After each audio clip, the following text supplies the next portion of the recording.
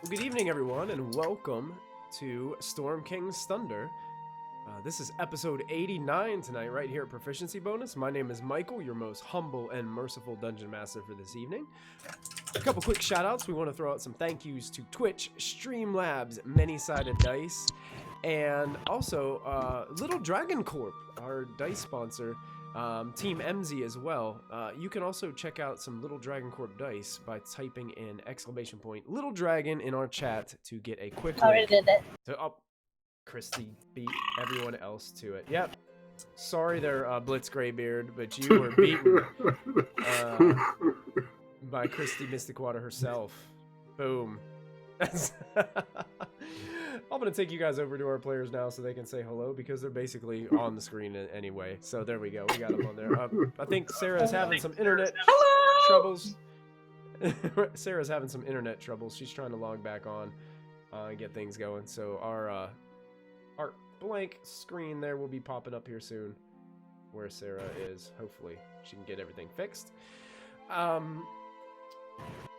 Little Dragon Corp, don't forget to type in bonus as a coupon code at checkout to get 10% off of your order. Support them. They have some really amazing dice, and they also have some dice rolling trays and other RPG gear as well. So make sure you check them out. Thank you, Little Dragon Corp. We do appreciate it. A few announcements we have. Matthew, do you want to take it away? Announcements for Tomb of Annihilation? Sure. It's well, we were, due to some unforeseen circumstances for Tomb, we were off this Monday, and we have a couple of players unable to make it this following Monday, which, what is that, the 23rd. So we are on hold until September 30th, when our party will be back at it. They are on the lowest level of the Tomb of the Nine Gods. They have just slain some floating baby elephant-sized aborted deity. And now some strange robed skeletal figure wielding a staff with a massive floating black orb has appeared, and to quote a comedian, shit is about to go down. So make sure you tune in on Monday night, September 30th, 8 p.m. We will be going live, come hell or high water. Awesome. Thank you, Matthew. Deep. Christy, Mystic Hour. What do you got going on there? Still Detroit Become Human until I finish that beast. How many hours do you got into it so far, and how many hours do you think you got left? I think I'm like probably like 6 hours in, roughly. Okay, cool. Roughly. But I'm not sure how long it goes because I've never played this game before, so I have no idea how far I'm into the game. Okay. And yeah, so once we're done with Detroit Become Human, we'll kind of do a special little episode afterwards, kind of just going over my thoughts and feelings on the game. And then once that's done, I'm looking into potentially streaming Divinity Original Sin 2. Cool. So look forward to that. That'll be fun. Definitely check out Mystic Hour. It's been a lot of fun watching her play this game. Oh, thank you. It's a lot of feels. On each episode, have you been doing the open voice chat on our Discord as well? Not every episode. Okay. I did the first one, not the second one, because I just needed me time for a second. Oh, yeah, and then the third episode, I opened it up again. So yes, usually I'll open it up probably halfway through the stream and jump into Discord for the Probo family, and they can all join me. Sweet.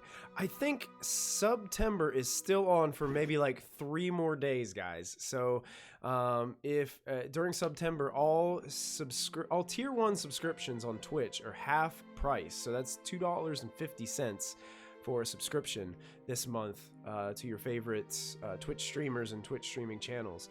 If you subscribe to our channel, we have a way to link your Twitch account. If you link your Twitch account to your Discord, you will have access to our Twitch text chat within our Discord.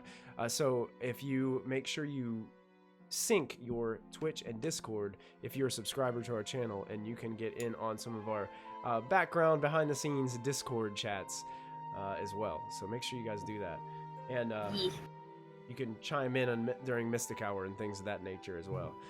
Ooh, that'll be fun. But you have to be careful. We may not all be sane. We're not. True. Disclaimer, we're not. True. I do a lot of screaming on Mystic Hour, just forewarned. I can verify. I can verify. I know all these people very well. MG's a little out there. Also, we do have Shadowrun. Our official date has been announced on November 1st. Will be our first Shadowrun game here on Friday nights, November 1st. So make sure you guys put that on your calendar. It's going to be super, super cool. I think everybody's getting their cosplay ready now as they're getting their finishing touches on building and creating their characters. So we're super excited about Shadowrun. We're playing 6th edition, but we're going to play kind of a morphed version of 6th edition, and I'll explain more about that at a later date. But it's going to be really fun. So if you're into the whole cyberpunk kind of future fantasy roleplay setting, that's where we're going to be delving into next. So make sure, and also just to keep you guys in the loop, we're not abandoning our wonderful Storm King's Thunder. We're just going to do Shadowrun probably about once a month, just to try a new system, learn some new roles, try something a little bit different. So branch out there a little bit. Other than that, I think all of our announcements are out of the way. Oh, we got Sarah back, so awesome. We're going to dive into tonight's episode with a little bit of backstory from last week. The last episode was called Collateral Damage because as our group was moving through the Cloud Castle, we discovered that 2 toddler children of cloud giants had been slain. That was heavy. One of the appears to be the uncle of the children was very upset about this situation and had a few of his closest companions ready to fight these our heroes of our story. If we want to call them that, we will. We will call them that. Our heroes of our adventure. They were able to persuade this giant in saying that they would be able to bring the toddlers back. Diana, using her ability to reach out to her god Ilmater, was with 11% chance able to pray these toddlers back to life, which still baffles me to this day that this actually worked. The toddlers survived, and the party was asked to leave. They were first asked to claim the prisoner that was held by the Countess Sensorai. That guy. Felgalos, the bronze dragon who was imprisoned and tortured by the Countess. They made their way out, Molfin carrying a large spellbook, giant size, with help, as they flew this book down into the Evermoors. They had some interaction with one another here. Felgalos has made his way out of the picture. And now, you guys have just woken up from a night's rest in the Evermoors. So the story is told. Welcome to episode 89, everyone. The adventure is yours.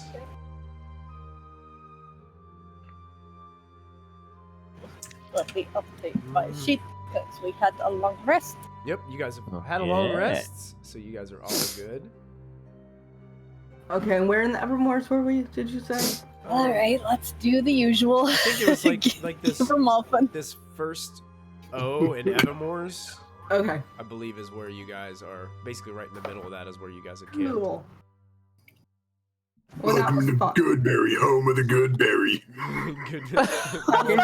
Oh, wow. Molfin's good berry breakfast. Wow. That was a good movie. So I think at the end of last episode, you guys were trying to determine where you guys were going to go from here. I think several people. We're gonna go find after watching Ashlyn run around at like 400 miles an hour for yeah, that was fun. a minute. I thought we were going to the Goldenfields to collect Gum-Gum and see my bow.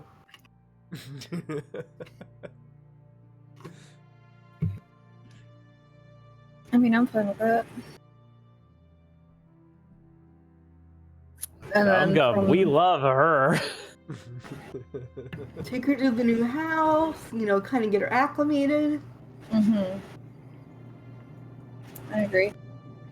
How far is the fields from us?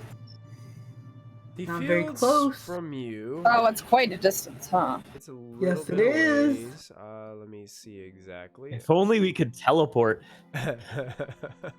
It is exactly about 330 miles from your location.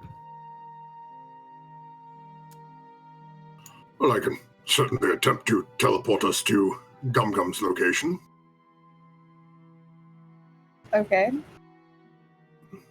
Okay, well, Can we arrive like in a crash of thunder? Deal a lot of damage around us? no, not at all. Why would you want to do that? No reason. But everyone gather round. Okay. Is everyone willing? Hands? Certainly, why not, Ashlyn? Okay. Riled Molfin holds out. heads on. Who would be next to Molfin's left hand? Yeah, we're all like Not be dodging that me. spot. Ah! Everyone roll a d20. God damn it. Low roll holds the hand. No! Oh, Wait, That's so appropriate. Oh. Lachlan is the man. There's Golden and Lachlan. Oh, you gotta roll for Dad. Oh, yeah. oh, there you go. Roll for Riled. For Riled, here we go. I'll roll a d20 for Riled. Boom, ba boom, d20. There it goes. You Oh, don't still prevail. Lachlan. It's still Lachlan. I'm trying to help. And Molfin will. Lachlan, as you're holding it, you probably feel this sort of strange tingling sensation going through as Molfin casts teleport Okay. from the hand of Vecna. Oh boy. Oh boy. So, This is fine. Michael, there is a familiarity table on there for you to roll a D100. I don't know how familiar you think Molfin is with Gum-Gum. Where's the table at? Is it in here? It's in the middle of the. Oh. Hold on, let me copy it. Yeah, very. Very familiar. So basically, you have. Wait, it goes from it's not a permanent- very familiar to seen casually. I think there would be some stages in between there, wouldn't there? You would think in dating and all that You stuff. would think, but So, like, are we just like seeing this casually, or are we like Yeah. very familiar? I mean, Casually. there's quite a bit that comes in between that. I mean, seriously. Yeah. Seen casually to viewed once. Yeah. That- I mean, how many times have we seen? Well, actually, we did travel with Gum-Gum for a We little while. traveled with Gum-Gum for a while. Yes, you guys. Yeah, I would go ahead and say very familiar, even though I'm not quite in 100% agreement with that ruling. I'm just gonna go with it. Oh, okay. So you want to roll the D100 or you want me to? You can go ahead. This is GM rolls. Oh, all right, I'll roll it. Fine. Oh, 78. boy. What's that mean? Hey, on target. On target. Yeah. Nice. So when you guys Terminator. left Grut, Terminator. when We you- all arrive in like a cloud of like steam No. and naked. you guys Naked, that's you guys that's- left Grudhog and you went straight to the Cloud Castle, correct? In your wispy forms, I believe. Yes. And you got Right, there. right. You didn't take a long rest here or there. You went down to the ground, so it's only been like 24 hours. Or maybe a little bit more. Gum-Gum. Took a short Gum-Gum- rest upstairs. You I did think. take a short rest. No, but didn't we just take a long rest? But Gum-Gum and Ghalvin were leaving on foot. So if your target was Gum-Gum, it would have taken them probably like 3 to 4 days to reach Goldenfields. So when you teleport, you actually teleport about 30 miles south of Grudhog here. Hey, So do you see on the here? I'll zoom in. You see the O, Yeah. O right above Womford? Yeah. That's about where you guys bamp out of your teleport stasis, and you see right in front of you there is a shocked Ghalvin and Gum-Gum, kind of probably about 20 to 25 feet behind him. Gum-Gum looks exhausted. Her makeup is running. Ghalvin's like, oh, wow. You sure know how to make an entrance. Hey there. Hey. I'm like wiping my hand. Is everything okay? Yeah, we just had to come by and see you. Oh, We finished things quicker than we expected. excellent. Ashlyn, it's good to see you. How did everything go? Oh. Well, we killed some fake birds, and then, we might have saved some children. Diana saved some children. It was wonderful. Children? Children? How? Then we were escorted. Yes, I did. Then we were escorted out of Save the them from castle. death. That's amazing. You saved children. Giant children. Giant children. And yeah, then we were escorted out of a castle because we're not allowed back there anymore.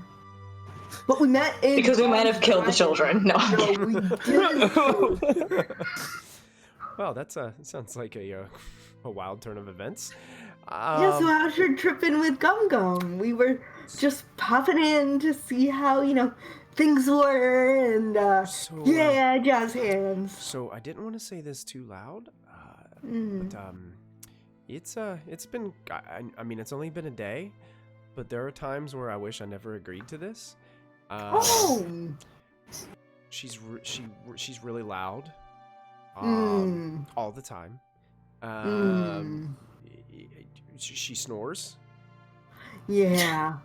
Yeah, she does. It's kind of cute though, right? Maybe for like the first 2 minutes. Yeah, that's But when then you have to fall asleep. The 3 hours after that, it's not. Yeah. It's not cute. No. Don't you? That is my niece, sir. It looks like he's got, like, if you're watching, he's got like bags under his eyes. It looks like he didn't get much sleep the night before. And I'm not sure, but she was like, for some reason, she wanted to be like on watch and jumping around all night, and just I don't know if it's like a goblin thing to be up all night, but it was like after like a couple hours of rest, she just wanted to just be all over the place. Oh. It might be her whole entire clan was slaughtered thing. Yeah, PTSD can do that. Yeah, So we're here to escort you the rest of the way to Goldenfields. Right, guys? Right, guys? Good. That sounds great. Ashlyn, would you maybe we can go up ahead and we can scout out for the rest of the group. Oh, okay. Okay.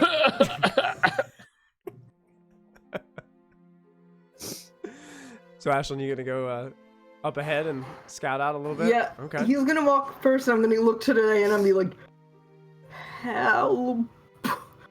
I look at Ashlyn and I make a gesture with my finger. Picking a lock? Poke him in the eye. Picking a lock. Poke him in the eye. No. As If he Molfin gets too close to me, getting- poke him in the eye. You know what? If you don't want it, then yes. But if you as do Molfin want it, sees her starting to walk away, I'm not even going to bother with the ritual. I'm just going to burn the spell slot. Okay. Telepathic Okay. bone. All right. Level 5. Okay. And then all of a sudden, in your mind, you all hear, because I want to hear the dumpster fire when it eventually happens. I say. Now you I have say, a coach. Well, now you have 4 coaches on your shoulders. Choose which one to oh, listen this to is gonna be wisely. chaotic. God. Now you can all. How do I turn this up? Travel time. Now you can all speak telepathically to one another. At everyone in the group Wisdom chat. saving against this? It is a group chat, group message. Oh man, I can't even make a You save can't against mute it. this. Yep. Disable notifications. You can't. Nope. And no that save. lasts for Great. 1 hour. Okay. Wow. Fantastic. Wow. So, Ashlyn, you start to head on ahead. The rest of the party is reunited with Gum-Gum. Gum-Gum gives Diana a huge hug, is super excited to see her. You Aw. can see Gum-Gum. I hug her back. She hugs you. You can see that you have the insight to know that you were probably right. The fact that her whole clan was basically taken out has made her a little bit on edge, and the only way that she seems to be able to respond to this problem of anxiety is to lose a lot of sleep and cause a ruckus at times. So you kind of got that. You know Gum-Gum well enough from your adventures with Gum-Gum that... It's my niece. Yeah, that's your niece. Yeah. But she seems excited to see you, hugs you, and is just thrilled to be reunited with you. You guys are heading, continuing to head south. You think you can probably, if you pushed it, you might be able to reach Goldenfields by late in the evening. Or you may just be like a few miles outside of Goldenfields before you have to make camp. Ashlyn, go ahead and make a perception check while you are ahead with Ghalvin. Oh. As you are on watch a little bit. Any of these refugees look like they're in any decent sort of health? What do you like able to carry a giant size heavy metal book? What? The only two that are there. Oh, the farming family. They're not here. They're not with this group. Oh, okay. It's only Ghalvin and Gum-Gum traveling together here. That's why I gave him extra money, because he just had to deal with her by himself. Yeah. Yep. You don't think the farming family was from the Goldenfields? They were from somewhere else. Okay. So, but yeah, the Ghalvin is walking, looking around. He's got his green cape on. He's got his bow out. He's got an arrow knocked in the bow, but just kind of at his side. Okay. He just looks over at you, Ashlyn, and it's really great to see you again. We heard a few things last night, but I don't know if it was just because of the place that we're in here in the Desert Valley, or if it was from Gum-Gum just being as loud as she was being. I have no idea, but I don't know. Just keep your eyes peeled. Okay, I'll try, and I promptly don't, because I could roll much higher than that. So. I'm kind of looking over him and seeing he's looking at me, but looking at him and seeing he's looking at me. He kind of does the same thing. Like when you guys meet eyes, he looks away really quick. And he does that. Looks back to him. Oh, what was that? Was there something in the bushes over there? I don't know. And polar reindeer. Santa Claus. They're tricky this time of year. Oh yeah. What time of year is it? No, it's actually probably late spring. Okay, so Easter Bunny. You guys started probably early fall, and made it all through the winter, and this campaign's been going on for a long time. Yeah. So, Bless you. Yeah, bless you. And he looks to you, Ashlyn. He's like, yeah. So how long have you been traveling with this group? Oh, about 73 episodes. That's wow. I never thought of of something in episodes like that. It's pretty amazing. Yeah, it's a different way of thinking. It's quality time, not quantity time. Quality time. So did you know that? Did you know about Kallista and the Emerald Enclave? I know she had a fancy pin and she talked about it sometimes, but I try to turn my Zen ring around. Okay. And I'm like, so yeah, who knows? Well, do you how connected is she? I mean, does she have lots of contacts? Within the organization? Yeah, we've been to some cities and she's been sought out. She's very well known among some of the scholars and everything. So it's nice to have her around for communication purposes with different people, because she is very charismatic. This is a deception check, or does she believe it? He's just going. I guess she believes it. I think she believes it. So I don't think it'd be deception at all. Jeez, that's adorable. To her, she's telling the truth. I've seen you meet at least 2 people. Come on, that's like a. No, you're right. I've met at least 2 or 3 Enclave members, but I wouldn't say charismatic. You're adorable. Well, maybe the Abbott of the Goldenfields, his name is Alardan Dorovic, and he is he's not only a devout worshiper of Shantae, but he is also a member of the Emerald Enclave. And the Goldenfields itself, Ashlyn, is actually like kind of like a home base for a lot of us. Wow, that's awesome. Yeah, it's honestly, it's one of the most beautiful places you'll ever see. Oh, I can't wait. I haven't seen too many beautiful places. A lot of fires, and recently Well, seems like these giants have really been making a mess, haven't they? yeah, a lot of ice, a lot of fire. Yeah. About So where are you in the enclave? You must be very important. I'm just, to be honest, Ashlyn, I'm just kind of like a scout. That's cool. I'm like a scout to these guys too. That's why I'm up here looking around at important stuff. Well, I knew that. That's why I asked you to be up here with me. I mean, I knew you could. Yeah. I knew you could be really good at this. Oh, thanks. Shucks, you're really good at it too, because you saw that deer over there. Oh, which one? Oh, that one. Yeah, Oh. yeah, that one. The same one, I think. Who knows? Deer look the same, which is not Oh. real. Ashlyn! Wow. He kind of looks back over his shoulder, looking. Oh man, how did I miss those? Well, anyway, I mean, I better concentrate a little bit more on what I'm supposed to be doing. Okay. I'm sorry.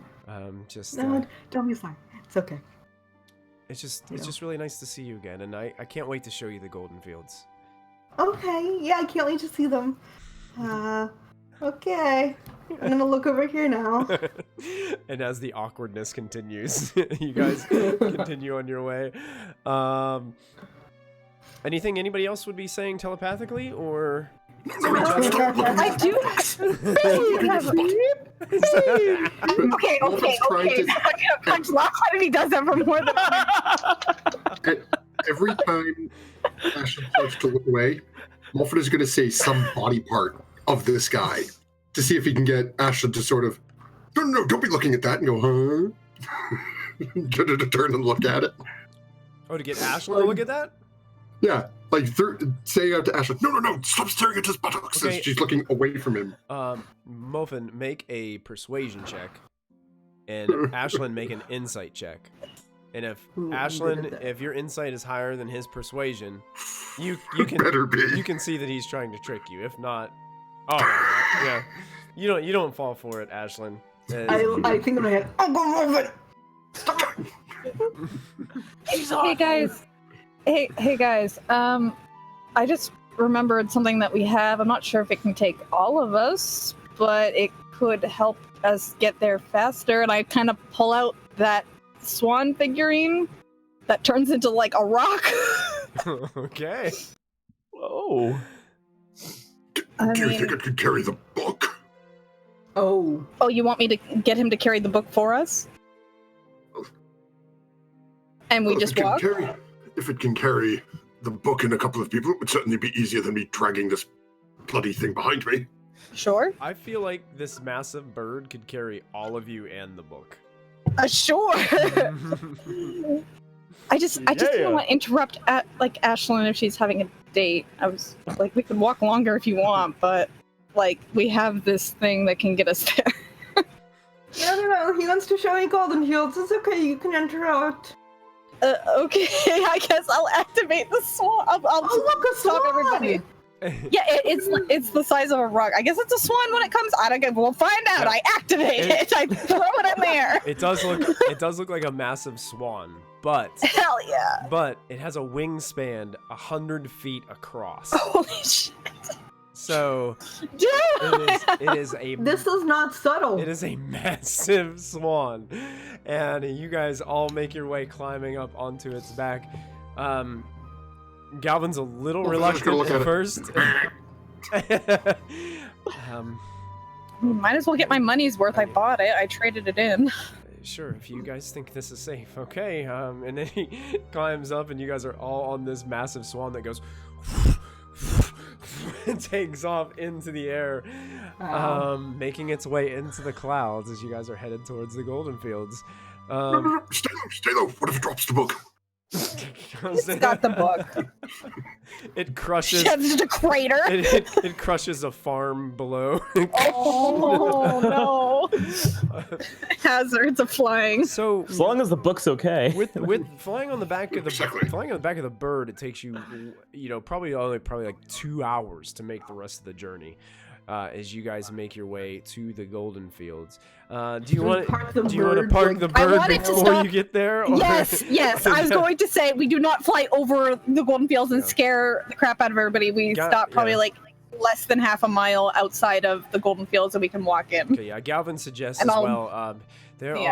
We do have several ballista at the Goldenfields.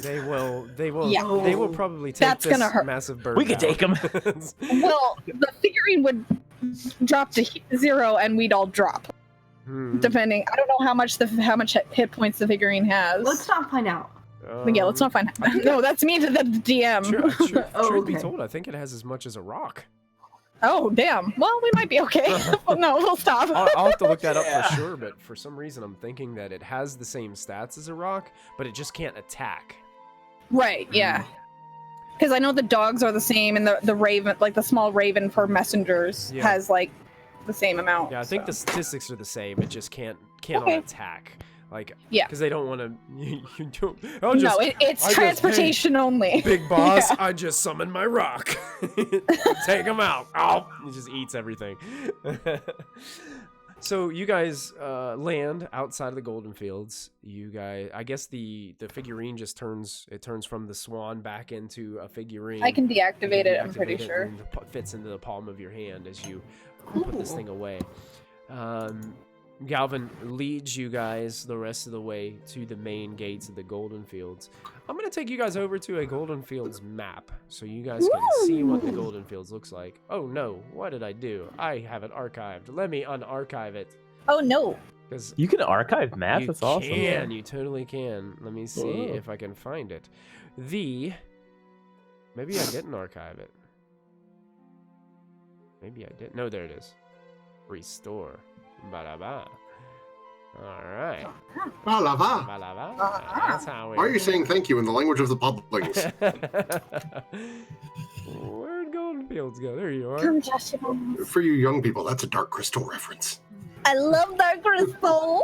Come on, roll 20. See the remake? Why are we talking about that? Come on, roll 20. Help me out here. I'm gonna move it. Seriously though, if you haven't watched the Netflix series, go watch it. It's so good. Because I was afraid it was gonna not be as good as I thought. Oh no, it's so good. It just adds to the movie. Season. Right. Yes, it's so good. Over to the Goldenfields map. Ooh. It is. Loading? It is big. Big map? Because it's taking a while to load. Oh, there we go. The Goldenfields is massive. I'm talking miles. Where you guys end up is you guys end up on the. I'm gonna shift ping you. Where you guys are. You guys are down here in the bottom left-hand corner of the map. Okay. Basically, you landed on the southern side. I would say you probably made a far sweep around Goldenfields. You can see that this whole thing is surrounded by a huge stone wall that goes around the entire thing. About every mile or so, there is a thicker part of the wall it seems like some kind of watchtower outpost on each of the wall, and you can see that they are heavily guarded. Usually each of these outpost areas are guarded by 20 to 30 individuals. Okay. Jeez. It's a heavily guarded place. Damn. Over top of the wall, you can see that there are orchards, trees, fields of crop, fields of cattle and other domesticated animals. And this place is just massive. And Ghalvin gives you guys a little bit of insight that this place serves as an agricultural hub for all of the north. They ship massive caravans of food and goods to Waterdeep and other places from this location. And the defenses are definitely on purpose, as they don't want anyone getting in here messing this up, so that they can feed all the people of the north. This is a place that probably be in direct competition to the orange peel family when it comes to some of the crops that they sell. But this place probably, most of the food that you get when you get food at a tavern, probably some of it came from here. Oh. From the north. You guys make your way to the front gates, and when you're headed that way, you can see that these front gates are massive. There is this trail that's called the North Furrow Trail. Ends before a magnificent stone gatehouse that's carved with images of a full-bodied, curvy woman that is cradling cornucopias. Oh, Okay. God damn it, LMG, stop. Cornucopias. It looks like the gatehouse itself could be a fortress in its own right. And there's these tall, thick wooden doors, and above them there are arrow slits that seem to peer down upon all visitors as you enter. The wall itself that surrounded this place is about 60 feet high of massive stone and mortar.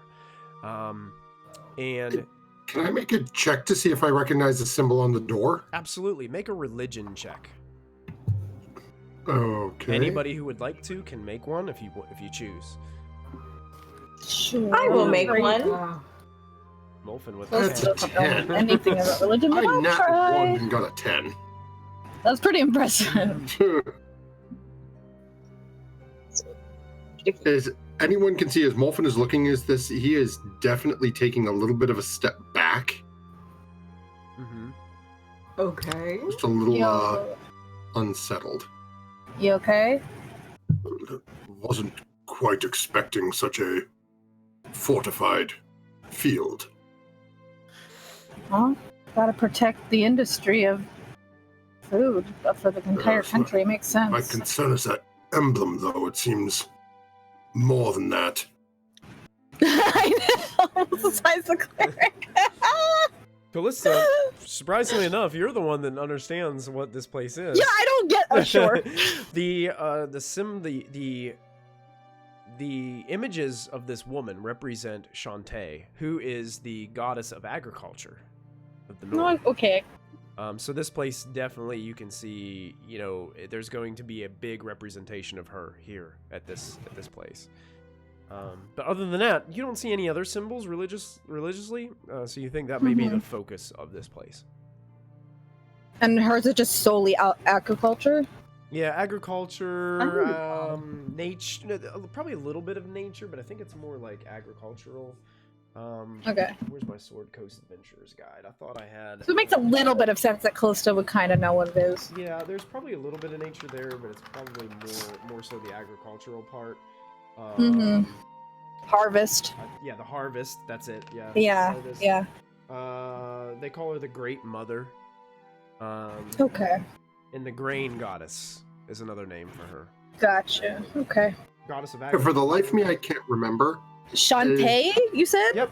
Breeding and butchery is also shearing and weaving is another one of her domains.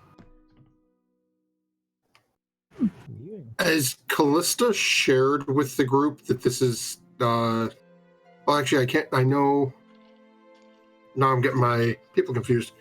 I know he told Ashlyn that we were going to, like, the hotbed hub of Emerald Emerald Enclave. Enclave. Yep. Yeah. Does Kallista know this? It would be up to Ashlyn to, well, were you guys were telepathically bonded. Can you hear like conversation unless she tells you? I don't think we can hear what he's Okay, saying. yeah, so she No. would have to tell you. So And Ashlyn, his back was to me, so I couldn't read his lips. yeah, Ashlyn would know. It would be up to her if she would Oh, tell right, you. but it's more. So I don't think Kallista knows this is like the hotbed for Enclave, to be She honest. probably Unless wouldn't. Yeah. Okay. I don't think I so. might have been like, hey, Kallista, that's really cool. Everyone you know will be here. Oh Something like God! that, you know. All the What do you important really do? scholars. The important scholars. Yeah, Yes. So many important scholars. I love it. I love it. I love it. What do you mean? I would definitely tell Molfin, seeing his like trepidation about going there, about Shantae, the green goddess and agriculture, to kind of Just remembering what Crowan said about people looking for me. I don't think they'd look for you I can here, see. and even if they do, you can take the swan and just go, and we'll meet you somewhere. That's dangerous. Yeah. Yeah. What did you mean, Ashlyn? Everyone would know me. I'd know everybody here. Oh, there's a bunch of Emerald Enclave people here, and you are very popular, so I thought that you would know some. I don't think so. The only one that I'm really familiar with is Dashara, and she's probably back at her ranch. Oh. And Ani is back. Where did Ani? Was Ani in Neverwinter? Yeah. Neverwinter, if I remember. That was where she Can you was. pretend like you know everyone? I kind of talked you up to Ghalvin. Oh. So you gotta be like really cool. You with want me to everyone, pretend to know everyone here? okay? Like, just like be cool with everyone here, because I think that you're lovely. So you want me to be Lovely. nicer? Lovely. No. Ashlyn, have you met me? Wow. What? I'm not. That's not. Okay, I'll try. I just walk away like I don't know how to explain this. You guys can all make a perception check for me as well. Gladly. Ooh.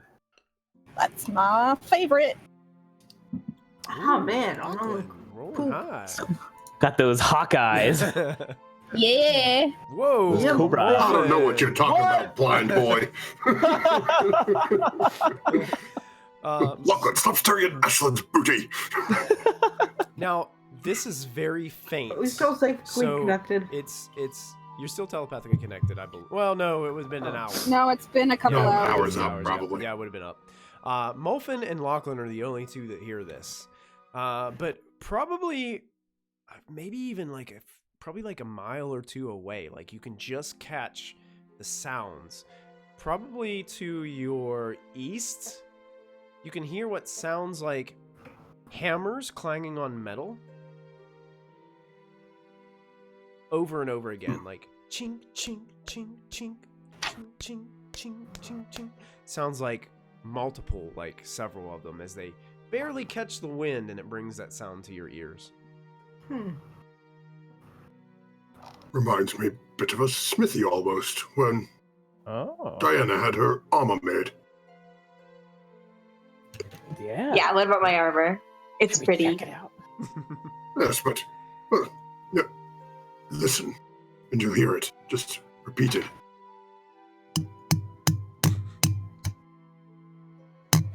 Ghalvin looks at all of you and is like, he finally catches back up to your group after leading ahead. You realize you guys are kind of like tagging back, or like lagging behind, and he turns around. He's like, "Is everything okay, everyone?"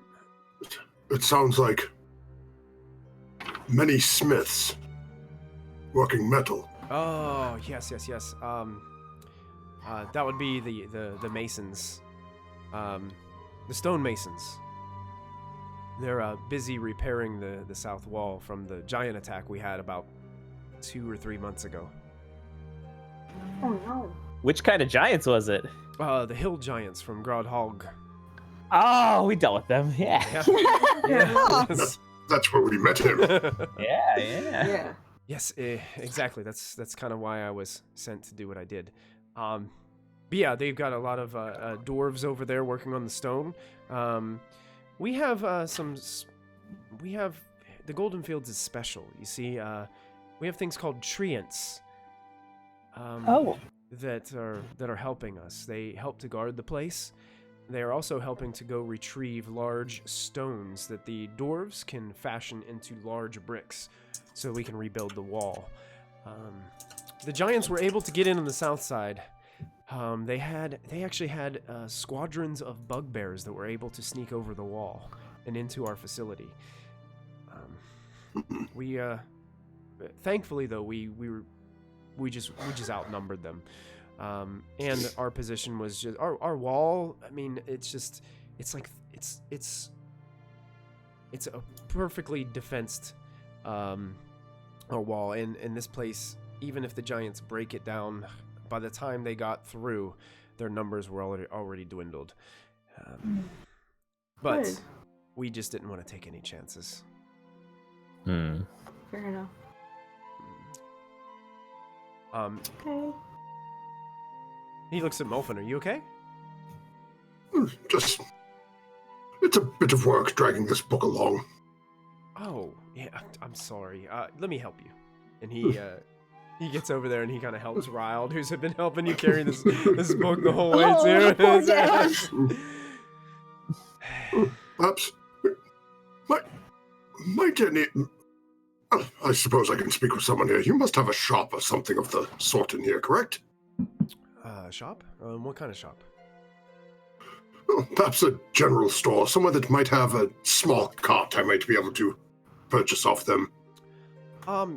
We have carts and buggies and wheelbarrows just all through the streets in Goldenfields. They're just all like open to the public. You can just take them. Oh. I would not seek to remove property from here, on you. Oh, I'm sure if you spoke to the Abbott, I'm sure it wouldn't be a problem. Yeah, we can talk to. We'll talk to them about it. Yeah. Yes, I'll Make a speak to the Abbot purchase. myself then. Yeah. Sure. So as you guys approach, you can see that the guards immediately recognize Ghalvin, and the doors creak open, and then it's crazy because after you walk through the first set of doors, there are steps that lead up a little bit, and there's a second set of massive wooden doors. So like it's like double fortified front door. Like if somebody breaks through the first door, they're gonna have to continue to fight up these steps and then through another set of wooden doors. So Is that what these forests are like between the walls? Like the second set of doors? it's almost, like, it's strange. As you walk up, the outside wall is 60 feet high, but the inside wall is only about 20 feet high. This is actually plateaued up inside the wall. Okay.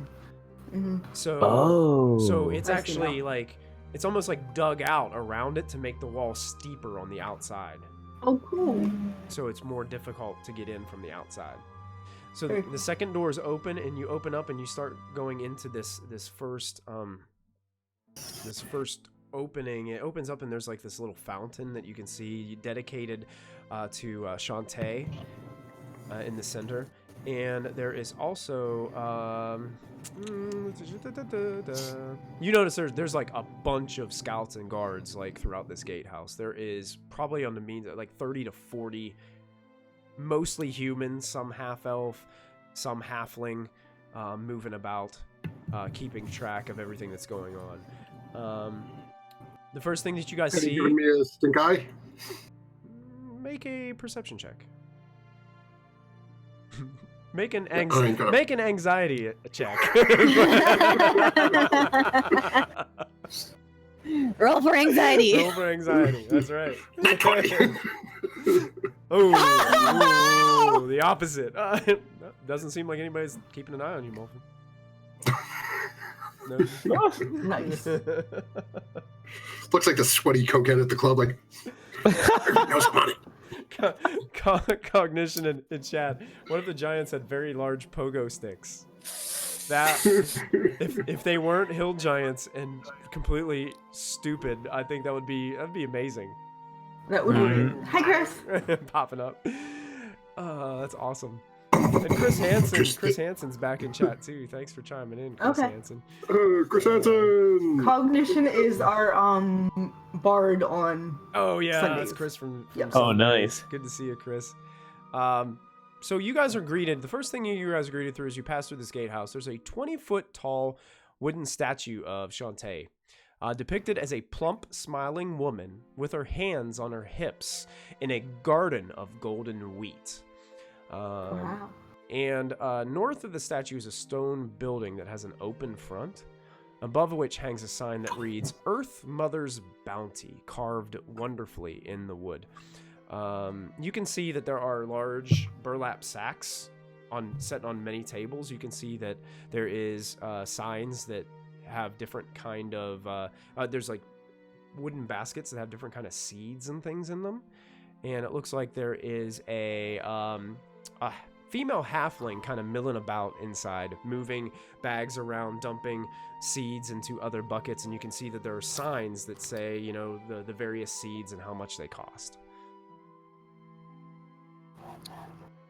And that's Anybody want to start a garden at our house? You know. Oh, that'd be fun. That would be really fun, actually. We can plant them in the fields. We could turn a prop. Never mind. Never mind. Do you think they sell Plant them in the fields and feed the need.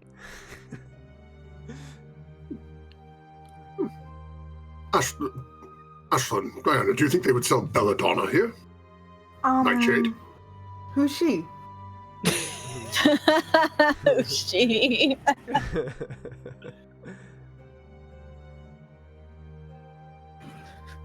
So you guys continue to move past this area? Yeah. Okay. And just listening to our guide that's seeing the first like cart wheelbarrow type thing that is big enough to fit the book. Oh, yeah. Yeah. Just gonna borrow it. Honestly, like, as soon as you walk in, you notice there are two carts that do not have, they don't have any, like, horses attached to them or oxen or anything like that. But they're just, like, carts, like, sitting there. They look like they have a, oh, the word has slipped my mind on what you put over them to get them to attach to the cart. Tarp? A yoke. Oh. Yoke. A yoke. That's it. They have, the yoke is there, but it is not, like, affixed to any cattle or anything. Molfin, do you want me to summon a horse? Well, if you have the capability, that would be wonderful. Sure. I'll conjure animals. Okay. Conjuring animals. What is a... I've been doing a lot of conjuring spells lately, so I've been, like, preparing them. What is a horse's challenge rating? I think it's only... Good question. Like half? If even, I would Yeah, think. I don't think it would be that much. Yeah. A riding horse or a draft horse?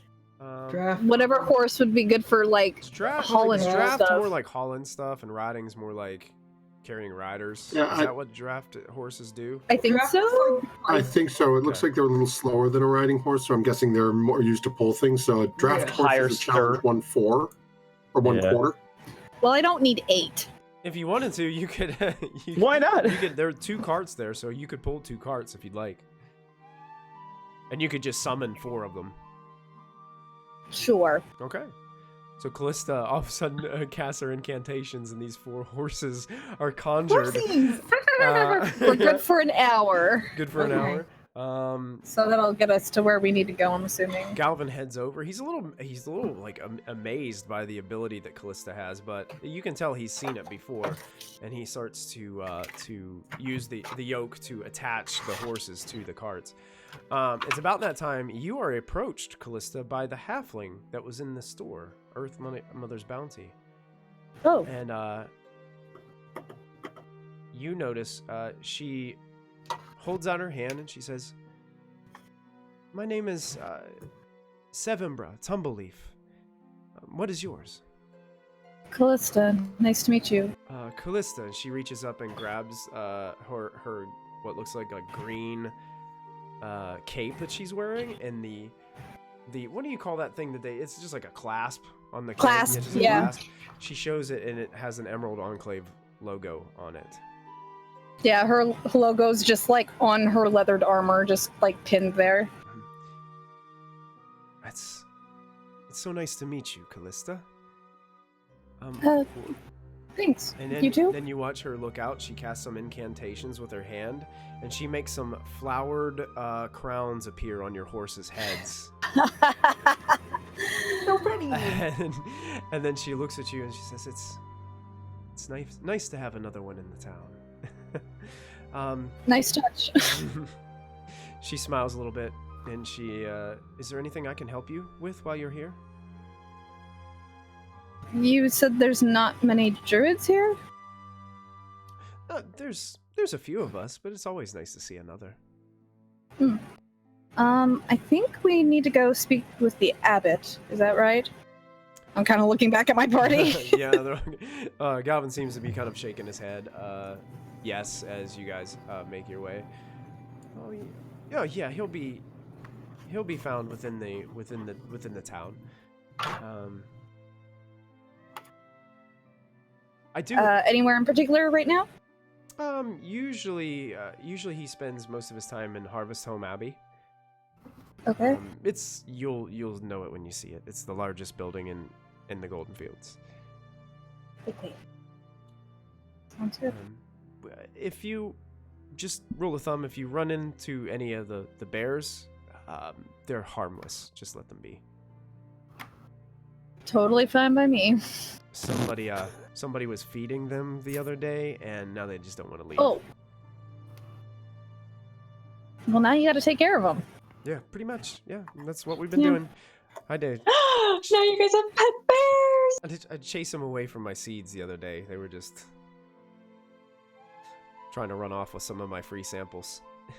Yeah, we have that problem with our griffins. Oh, you have griffins. Oh. Have you been able to tame them? To a certain extent, they're still learning. Oh, that's fascinating. They're still young, so they've still got a bit of that childlike nature where they do what they want. Well, I am so glad that you were here. I'm so glad that all of you were here. And she kind of looks at everybody and it's like, here, you know what? She reaches into a pouch and she starts getting this small burlap sack that's tied with a little bit of a fine rope. And she looks at all of you and just starts putting this into your hand and just puts on. Hey, have some samples, please. Oh, Please. thank you. I go through every seed, and Thank you so much. and I only choose the finest. And she puts them into your hands, and you guys got basically little pouches full of seeds that you can plant. Can't take this through customs. How do you spell her name? Michael, can you post her name so I can write it down? Yeah, I'll copy and paste it into chat. I'll put it. It's 7 bra. Wearer of 7 bras. 7 bras. I thought it was a 7 bra. 7 bra tumbleweed. Oh, it's in the chat. 7 bra. Oh. Yeah, it might be Sevem. Yeah, if you hold out the M. Okay. Like Sevembra. I thought she had 7 bras on. That would hurt. Don't do that. Yeah, no. Like me in high school. Oh, Zaz, I love you. Molfin is going to look over at Diana and quietly say, "Perhaps I should give her one of my seeds to plant." What seed? What seed do you have to plant, Molfin? Never mind. The ones that No. That grow the crazy No. magical stuff. Yeah, the crazy But magic. I don't think anyone knows that Molfin has them. Oh, okay. I thought they were I've in only Michael used Holdings. one that we ever Haven't you used saw. 2? I used the second, but we never found out what happened. The only one we know what happened with was the Was the one that was tree. just outside the tree, Yeah, outside yeah, the No, Okay. giant Harshnag's grave. you know what happened? What to the- the one that you planted in the fire giant. The bullet or whatever. Yeah, Oh, that's right. Oh, Yeah, that was the second one. Was the right. bullet. Oh, bullet. right. Yeah. What was the other one you did? I Yeah, there think was like 2 or one- 3. There was another one that you did that I think you're right that we didn't see the effects There's one of that it because it was was- a late effect. Like poured it, had it because I've got 3 or 4 of the little pouches with dirt and the seed in it, so I can just add water and throw. Yeah. That doesn't But seem- there was one we chucked somewhere. I can't remember where we used it. It was just thrown. It's like, oh well, something will happen. I think I remember what happened to that too. Uh-oh. I think I remember now. Yeah, you guys. Yeah, it was a later effect. So you guys make your way north into this, and what you arrive to, well, it looks like you're walking past. Yeah, the horses galloping through with this massive book on the back of one of the carts. With Molfin riding right next to it. You guys pass like a bunch of fields of what looks like grain. Then you pass some fields that look just massive, that have horses and cattle and oxen just grazing throughout the fields. They are surrounded by wooden fences that are like a dark stain almost put on the fences, and each one of the fence posts looks like a horse kind of bucking up like this. It looks like whoever built this place put a ton of time and effort into the construction. You make your way into the town and notice that most of these buildings are very similarly built. It's almost like they're placed in concentric half rings around a central square, and it looks like the central square is where people can come together and just enjoy picnics and enjoy company and things like that. These are wooden long houses, so they're like extended, almost kind of like look like, imagine like college dorm rooms like put around. And it's almost as if like all these workers and the people that live here almost live together in these massive dorm areas. Each longhouse is a work of art in its own right, and the beams are sculpted with images of different animals, particular animals for each house. So it's almost kind of like I feel like I'm going back to Boy Scout camp whenever we had Wolf Lodge, Bear Lodge, Gray, like Hawk Lodge and Weebly. Yeah, it's just like almost every house has its own animal theme throughout this town. So rustic. Yeah, it's beautifully like the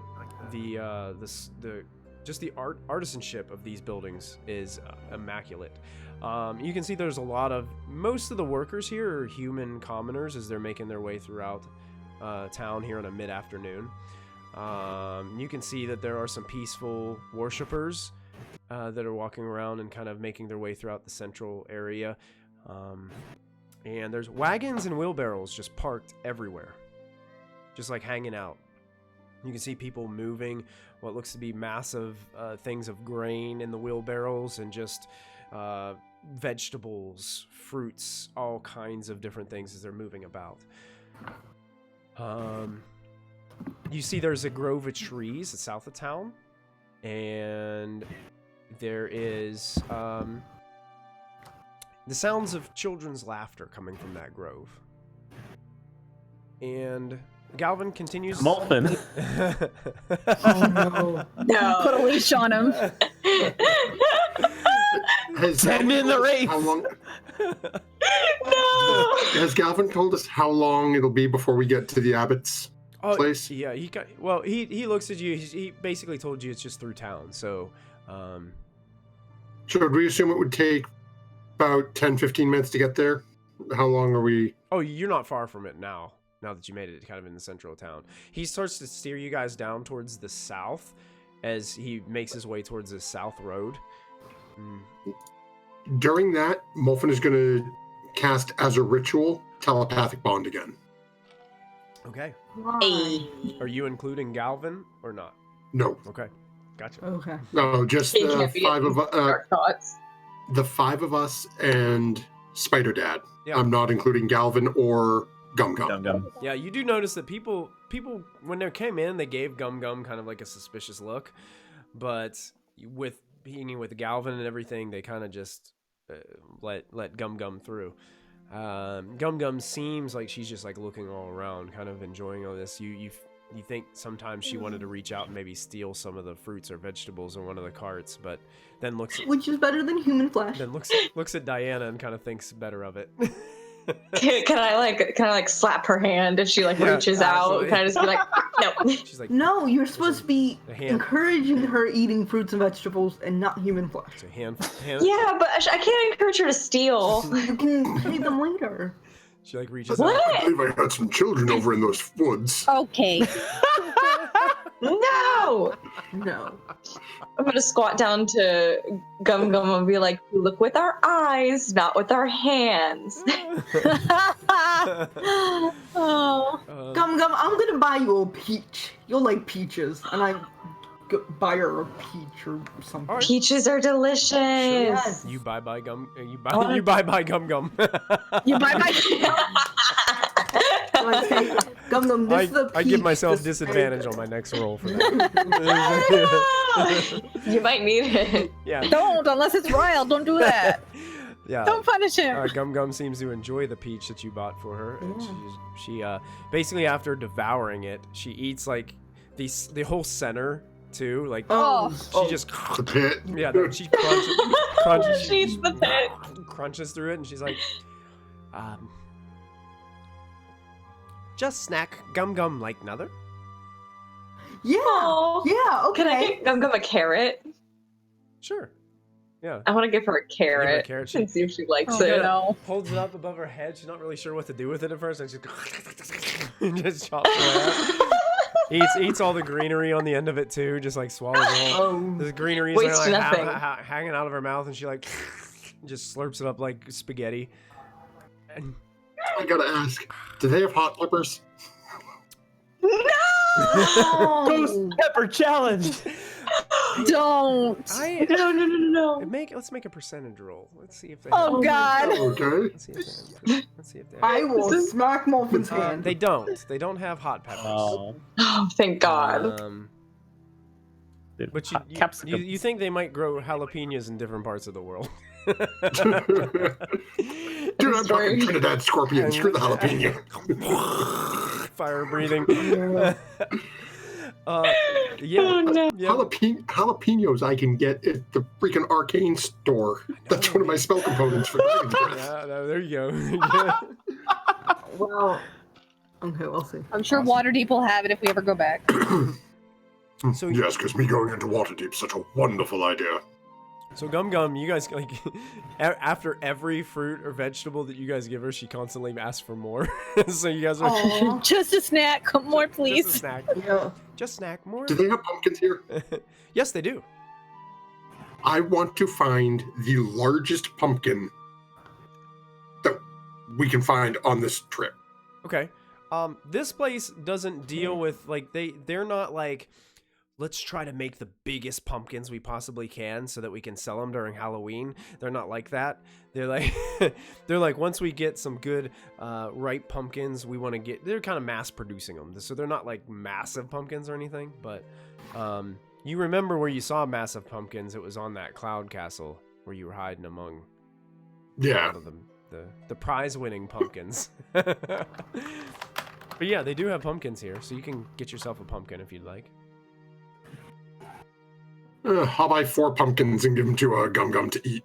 That should keep her busy for a few minutes. Oh. Oh my God, because it's the fall time. Happy Halloween, y'all. By the time you guys reach your destination, which is Harvest Home Abbey, Gum-Gum is actually wearing one of the pumpkins on her head. Aw. She's got Yeah, she's got they like carve it. the face like bitten out of it like this, and it's like boom, like right on the top. It's like a helmet. It's like a pumpkin I helmet. love it. I love it so much. Gum-Gum have new crown. It's beautiful. Queen, yes. Queen Gum-Gum, new crown. Yep. That's wonderful. And Gum-Gum just kind of wanders away. She got pumpkin seeds like all over her face. Oh yeah, that's kind of. Don't you have prestidigitation, Lachlan? Yep. Never mind. Okay. Yep. Yeah. Yep. Doesn't use it. Yep. So Ghalvin ends up leading you to what is the largest and most elaborate building you guys have seen so far in the Goldenfields. He calls this place Harvest Home, and it looks like it's been standing for a long time. Its outer walls it's made out of stone, and the outer walls seem to have statues of Shantae at every corner with her hand raised to the sky as if she's casting a spell towards the sky. There are well-treated and tended hedges around the foundation of this building, and a sun-shaped window of stained glass is set above the entrance and the steps leading up to it. There are narrow windows of stained glass decorated with images of wheat, fruit, and vegetables. And light is just pillared in arcades within. Toward the back of the building, you see that there's mounted there's these sturdy roof beams and a large bronze bell that hangs high in the air in the back. Where are we on the map? You are on... let me go ahead and shift ping you. You are at this location right in here. There is like a building right here that you see. Okay, cool. That is Harvest Home Alley. And Ghalvin kind of leads you up the main stairs into this. Almost has a temple-like feel to it. Like, you can tell, like, you've been to some places that are built as centers of worship, and this place feels like it. Diana definitely feels like it to you. As you guys make your way in to the main door. As soon as Ghalvin opens the door, you guys start to walk in, and there are looks like some people moving about inside. Looks like just like priests and other people of that nature. And then you hear all of a sudden a startled, not a scream, but like a sound of all of a sudden, as all of a sudden 2 black bears are just running down the hallway. Oh. Looking towards you guys. And Ghalvin kind of seems, he takes a step back just a bit. I'll step forward. You step forward, and they start to slow down as they approach, and they get right up to you, Kallista, and they're just like... I give... You know what? Screw it. I'll cast Good Berry again and give him some good berries. All right, you hold out these good berries in your hand, and they just like... You got like... That ought to hold them over. Good berry stains all over their face as they're munching out of your hand. They seem to be almost completely tamed by this place. And they've been just walking up getting fed by people.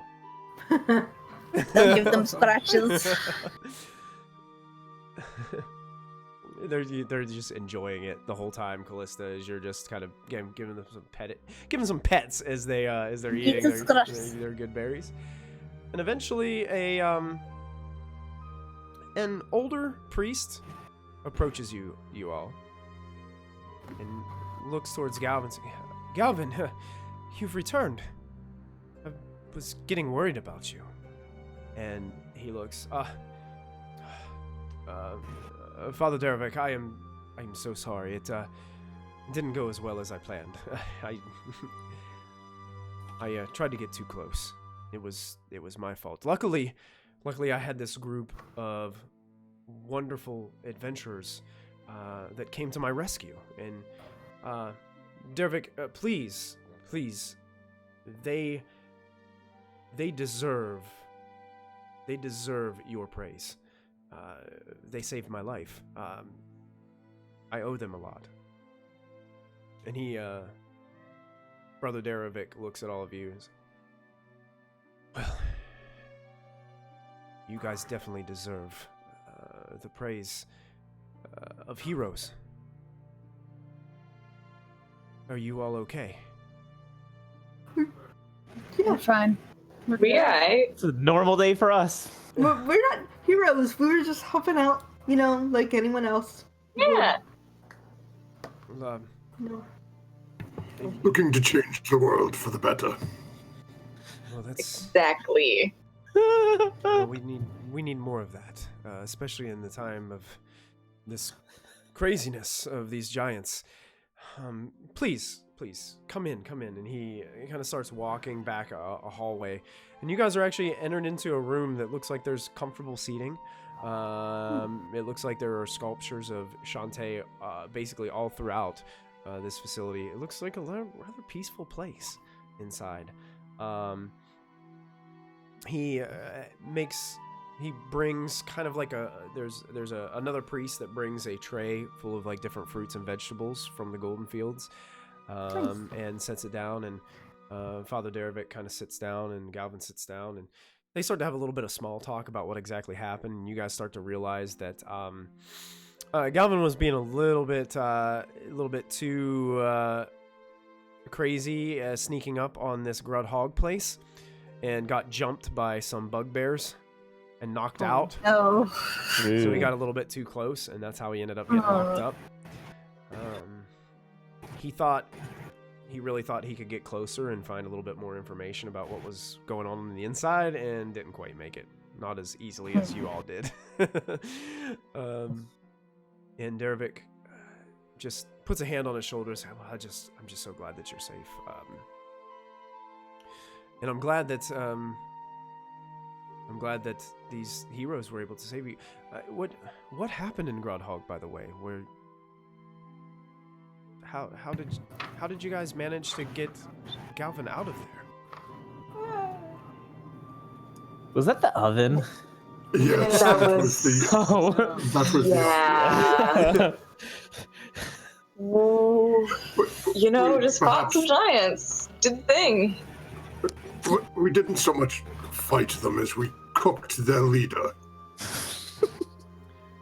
I was gonna, we could have just said that we defeated the leader. I think that's one way to get it done. Sounds more impressive that way, in my opinion. So Sounds more sociopathic. It sounds a little weird. so you all defeated. Tomato, You, potato. you defeated the hill giant leader. Yeah. Yes, I turned into a fire elemental, and my companions helped lock me in with her. Kallista is part of your elite group, and is really awesome. And she took point on that and was really good with that stuff. He you see him look over at Kallista, then he looks at Ghalvin. Yes, it's true. She is a member of the Enclave, and he kind of flashes his little symbol, and then you can see that Father Derevik moves his priestly garments a little bit, and you can see that he also has the same symbol. He looks towards you, Kallista. He's like, well, that's good news of their defeat. They attacked us like 3 months ago. We've heard. I sent afterwards, after things calmed down, I sent Ghalvin over there to see if he could get a closer look, so maybe we could fill the Lord's Alliance in on their positioning. Well, they won't be a problem anymore. Perfect. Are there any members of the Lord's Alliance in Golden Glow today? We do have a commissioned mage in town. Every year we have a new mage that gets appointed to the Goldenfields from Waterdeep. That makes sure, everything's on the up and up here. And she seems to be under this ever since the giants started attacking, though. She's been seeming just on edge, and she's been really crazy. She's been trying to convince everyone that the way to fight this giant threat is by reaching out to all the metallic dragons.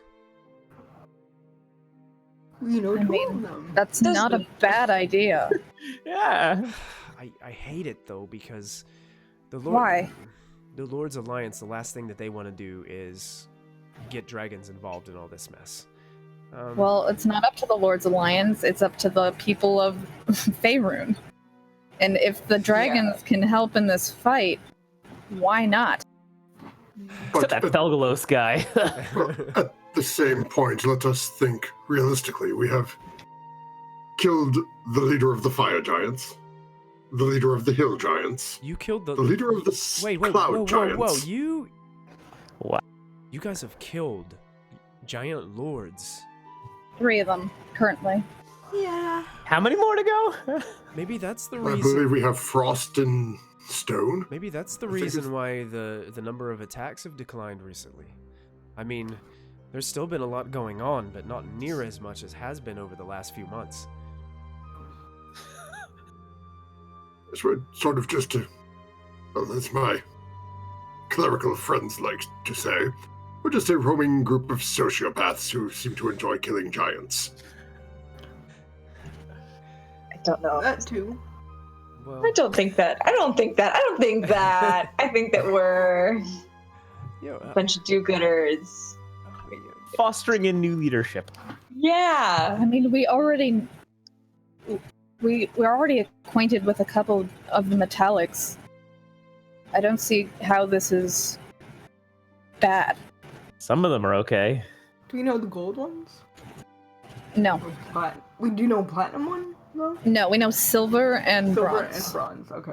Yeah, platinum is Bahamut, and I don't think we know him yet. I would love to know Bahamut, that'd be great.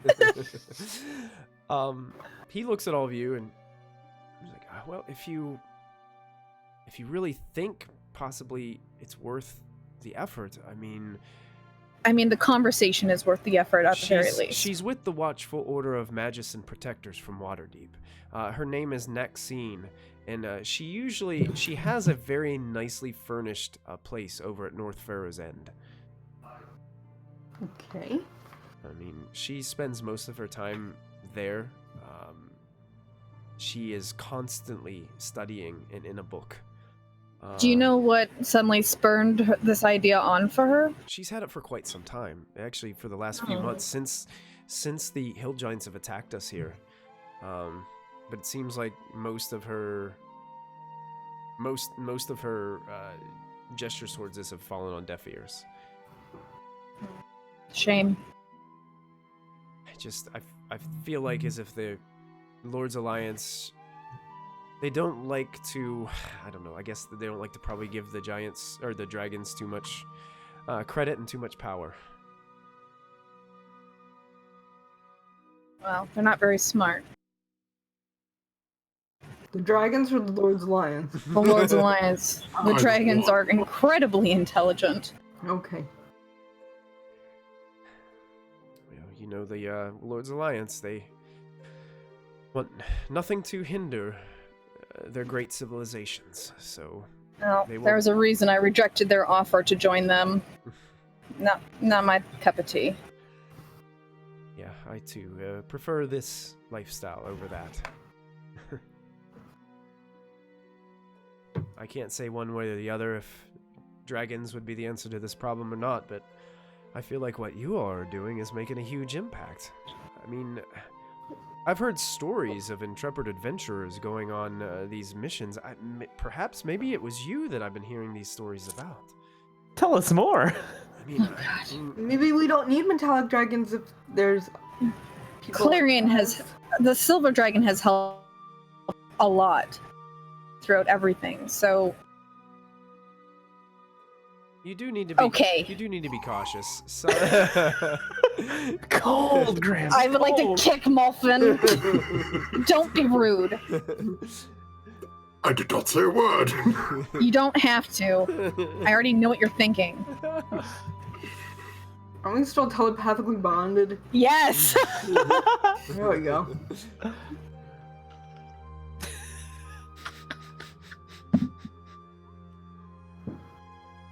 Everyone, freeze frame. You guys made me choke on my drink.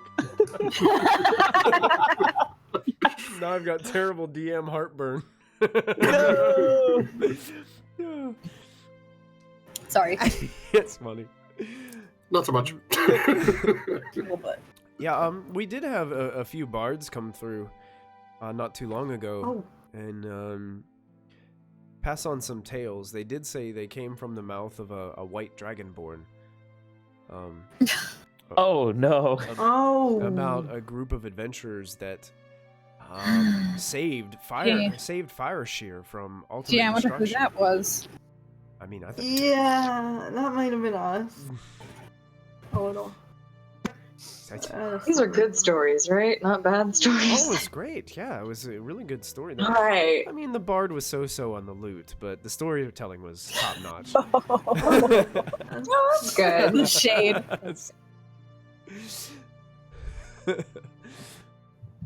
Yeah. So, yeah. But while you're in town, please, if you could visit that North Furrow's End, they do have some of our local brewery brews what's called Golden Gulp. That's a special kind of ale that we have here. I think the proprietor gives the first mug for free for anybody who comes. Okay. Let's go!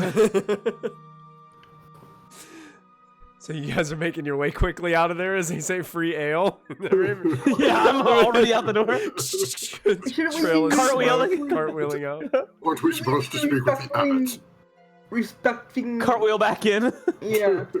You guys get the impression that this is the Abbot that you're speaking with. Yeah. Oh. So you don't have to leave. You can continue to talk with him if you'd like. He does come off as important, but he's also come off very humble, and he doesn't seem like a guy who, he just seems like a guy that's pretty easy to talk to, relaxed. He seems like, Diana, you would know, he seems very connected with his deity, and that brings him a sense of peace. He seems like the old, what are they? My priests? Yeah. Seems like a priest guy. Because they call him father, right? Yeah, they do call him father, yeah.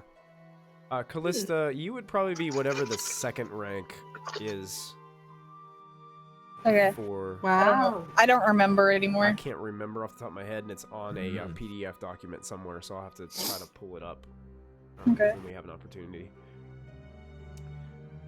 My computer doesn't like it when I try to pull up PDFs while we're streaming. Fair. Yeah.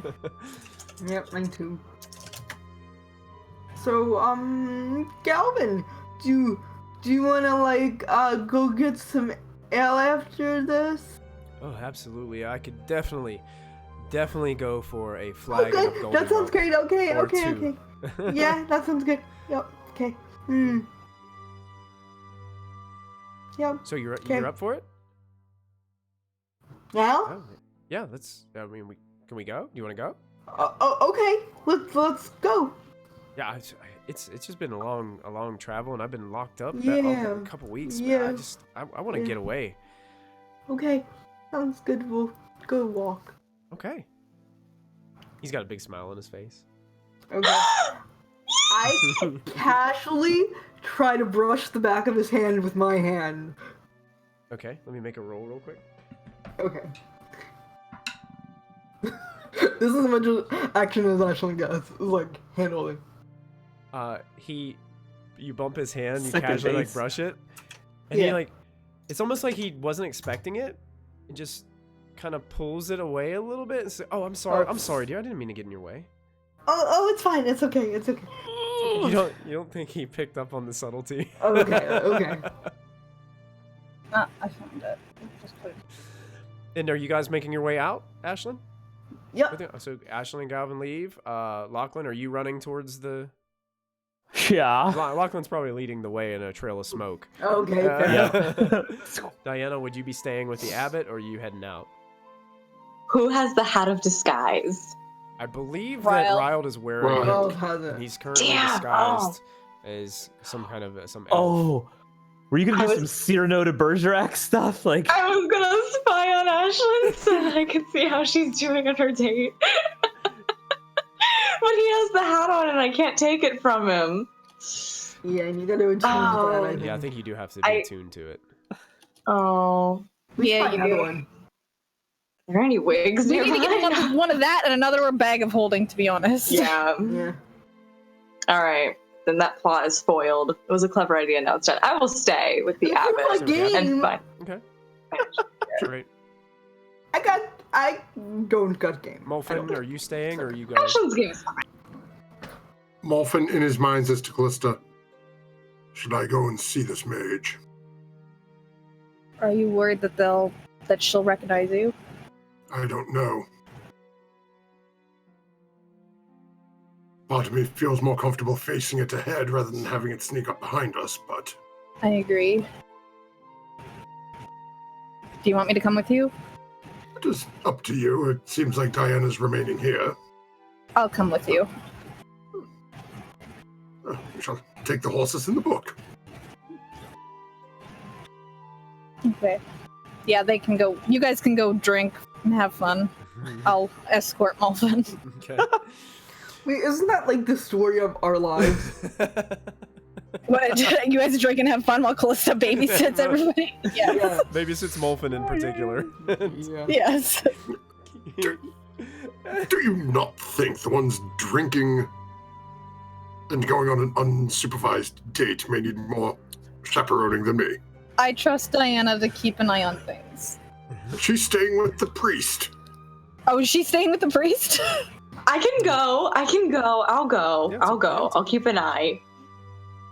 I say into the telepathy thing. Aren't we all hearing each other? Yeah. Yes. Yeah, you guys can speak telepathically. Hello, is anybody out there? I don't need a chaperone, guys. I'm doing fine. Except Yeah. Is Ryle in on this too? Yes. Yes. You guys are really clogging up the line here.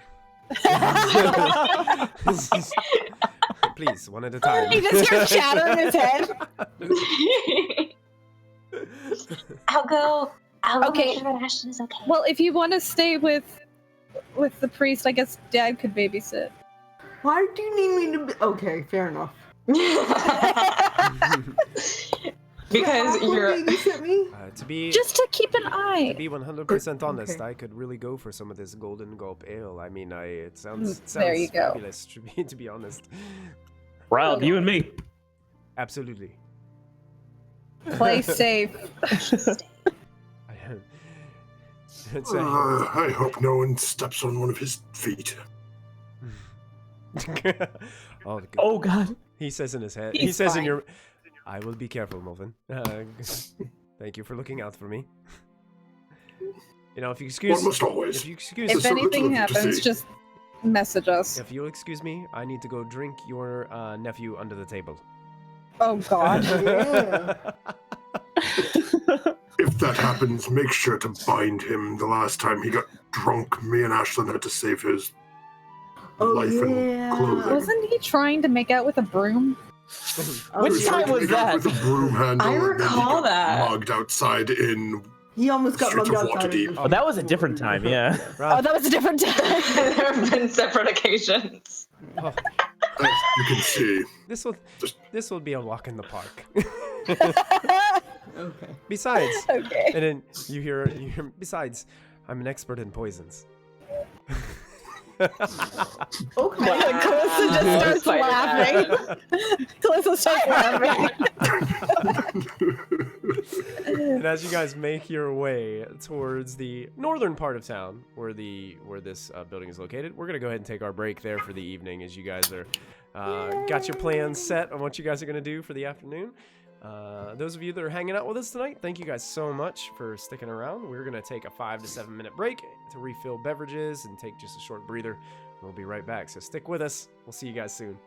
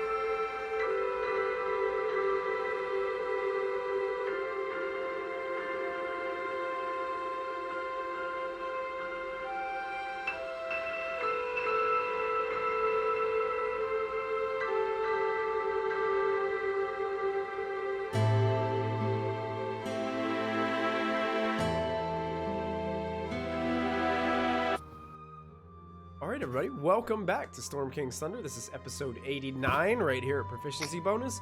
My name is Michael, your most humble and merciful dungeon master. We are currently in the Goldenfields here in Faerun, and our party, most of them, which are headed towards the local inn here in the Goldenfields called North Furrows End. And I think, Diana, were you going to stay or are you going to leave since everybody else is leaving? I'm kind of caught in the middle. I kind of want to hang out with this like father guy and like figure out like, I don't know, get some wisdom. But on the other hand, drinking. No. I guess I'll like be a cleric and I'll just stick around with the religious guy. I guess I'll be a cleric. Diana 2019. Diana, when she was just like, I'm kicked out of my tribe. What do I do? I guess I'll be a cleric. Yeah. Made that decision after a long night of drinking. So Father Derevik, actually, after everyone leaves, looks towards you, Diana, and says, cleric of Ilmater. What is your name? I'm so sorry, I didn't get your name. Hi, I'm Diana. Diana, it is so great to meet you. Thank you so much for helping Ghalvin out. Oh yeah, we just, it was serendipitous. It was great. Great time. He's a very humble individual. He's probably one of the best scouts we have here at the Goldenfields. I think very highly seems like of him. He doesn't like to boast. Oh, he seems like a really good guy. He is. He seems to know that elf you have been hanging out with. Yes. He seems to have a little bit of a thing for her, don't you think? Okay, I didn't want to bring it up, but do you think that he's her type, or that she's his type? He doesn't do so well with subtleties, but we'll see how it goes. It might be entertaining. I feel like me and you, we could matchmake this, I'm getting a little too old for that. Maybe 10, 15 years ago, I'd have been into that. All right. There's just way too much going on here nowadays for that. But you know what? By all means. Okay. By all means. I just want to see them both happy. Oh, absolutely. They deserve to be. Yeah. They deserve to be. So what brings you here? I mean... Well, to this city or just to this specific location? Yeah, I mean... Are you from around here? I mean, where are you from? I'm from the woods. I'm from the woods. You're from the woods? Yeah, well, the woods. Sometimes I much more north or south. I think you're from south of here, I think. You're actually from not far from here, actually. I think the Ardeep Forest isn't too far south. From the Ardeep Forest. I always forget where I was born and raised. Yeah, you're not too far away. Probably like 2 days travel, probably. Wow, that's crazy. So, I'm from the Ardeep Forest. Well, that's actually kind of close. I really do enjoy some of the elven ruins and architecture from in the Ardeep Forest is quite amazing. It's very beautiful, very inspiring to look at. It's a shame that they're so I don't know, I guess aggressive and protective over those lands. It is a shame, but I don't know. It's their land, I suppose. Yeah. It's our land. It's our land. I'm one of them. It's our land. So, Ilmater has been on the front lines of helping us with these giant incursions, using you as a vessel? Very front lines, you could say. Yeah, just the other day, it was direct intervention, honestly, in a battle. It's been a journey. Yeah. What about you and your deity? How has he influenced you during this time, these hard times, troubled times? Well, I hold prayer vigils every morning, afternoon, and evening. here on the main promenade here. Let's go. We gather, we pray. I feel like I can almost see Shantae walking the streets and walking through the fields of wheat and grain. She has really blessed this place, which is why we have to protect it. Agreed. Yes. I mean, this is like the main food supply for like Faerun, right? Was that what I gathered? It is. Yeah. It is, This is this is vital. If this place goes down, a lot of Everything goes with it. A lot of people go without food for a long time. Do you think we should maybe consider like dispersing our food stock in case of that happening? You know, I had thought about that. I thought it'd be a great idea. I think people just with how much is invested in this place, I think that we would need to. I don't know. It would just.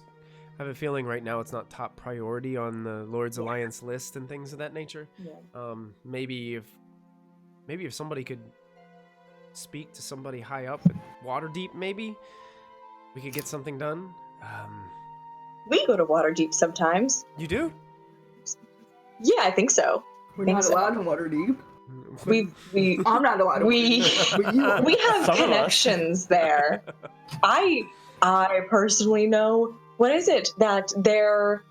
What is it? I think at the Temple of Ilmater, there's someone that's like relatively high up there that's been waiting for me to come back and report back to him on a few things. It's not going to be the things that he wants to hear, but I can tell him, that you guys need help, and I'm sure that he'll love to help. That's like the Ilmater thing. We love to help people. Well, it'd be great to have like perhaps maybe some other clerics and priests from maybe even different deities.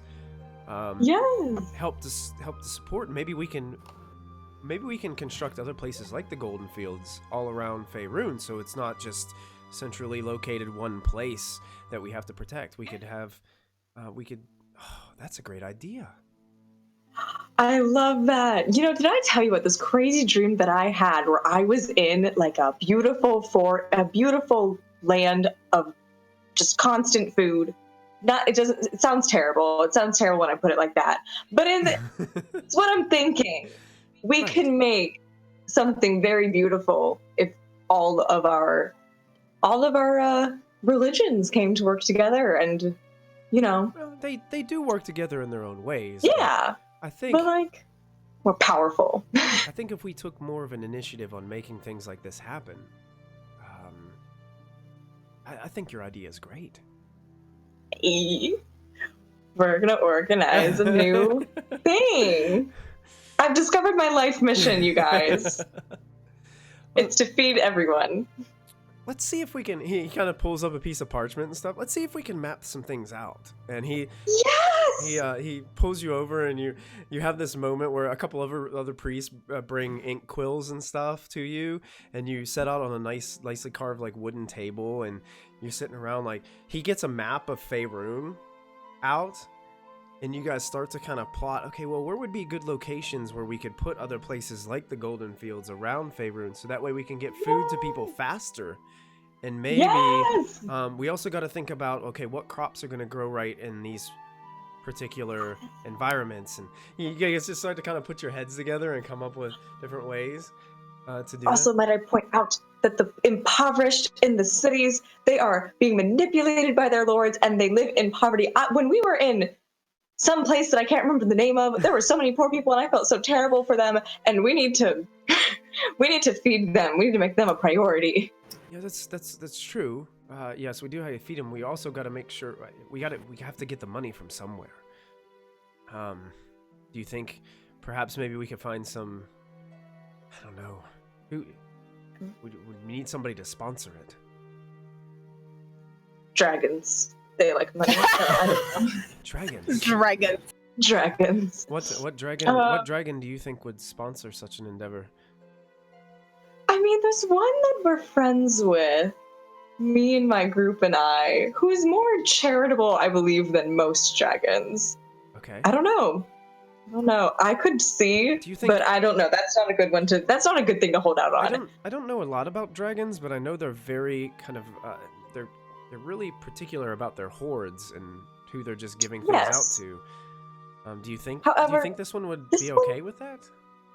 Well, this one, I feel his horde mostly comprises of like history. It seems like he loves art and like statues and things like that. And I'm wondering if it's a fair trade, like gold for like rare-ish things. I don't know. Never mind. This was a bad idea. I backtrack it. This is bad. Never mind. Scrap it. Don't scrap it. No more spitballs. No, don't scrap it all. Let's just keep these notes. This is good. Okay. This is good. I like where this is going.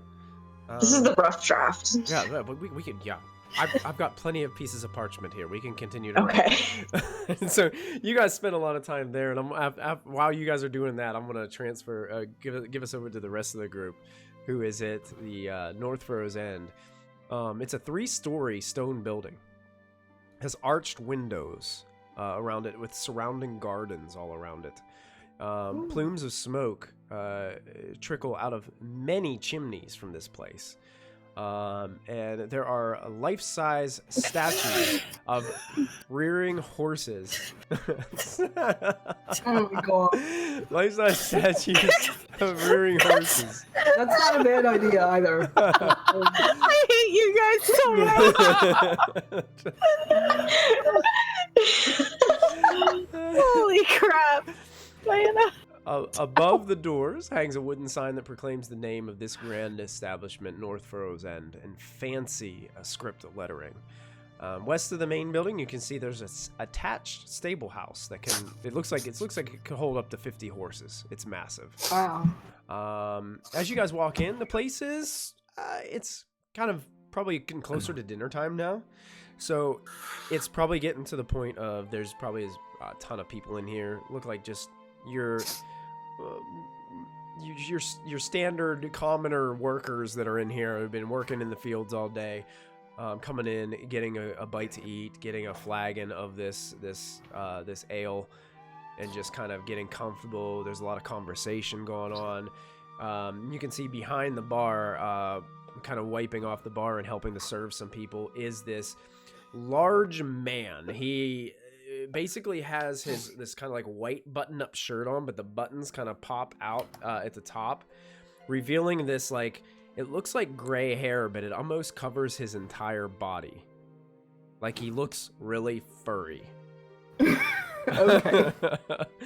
He's not a furball. He's not a furball. He's just a really furry man. Okay. Okay. You can see like you can tell under his shirt like he has back hair and it's like sticking up out of his neck, and he's got this huge beard, and it's like he's just a really furry guy. And he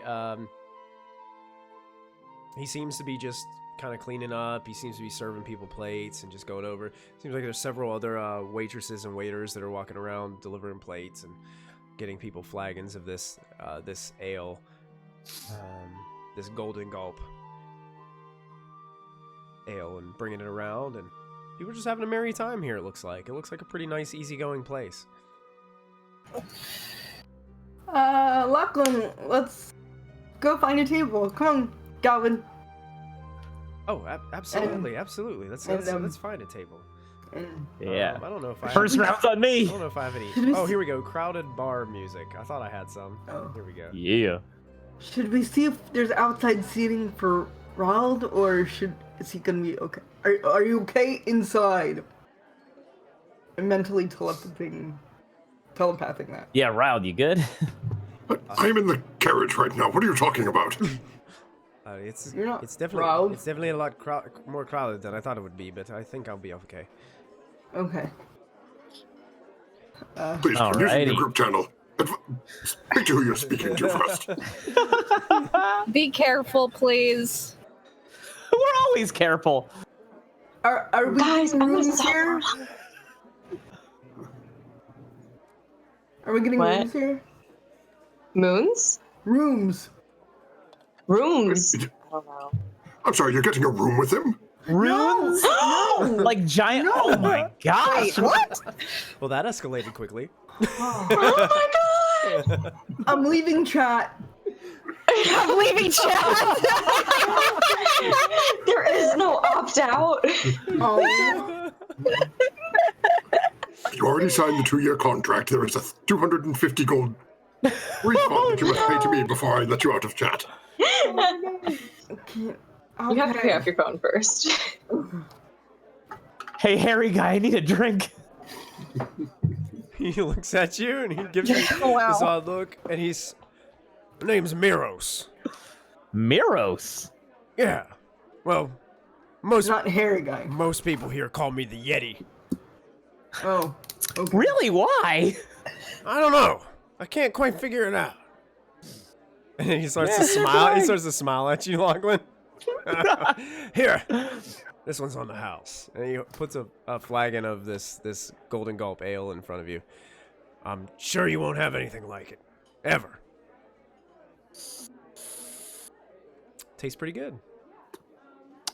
It's not like it's not. Cheers! You can tell it's not like the most fantastic ale that you've ever tasted, but it's better than like doesn't taste like dirty sock water or anything. Hey, good enough for me.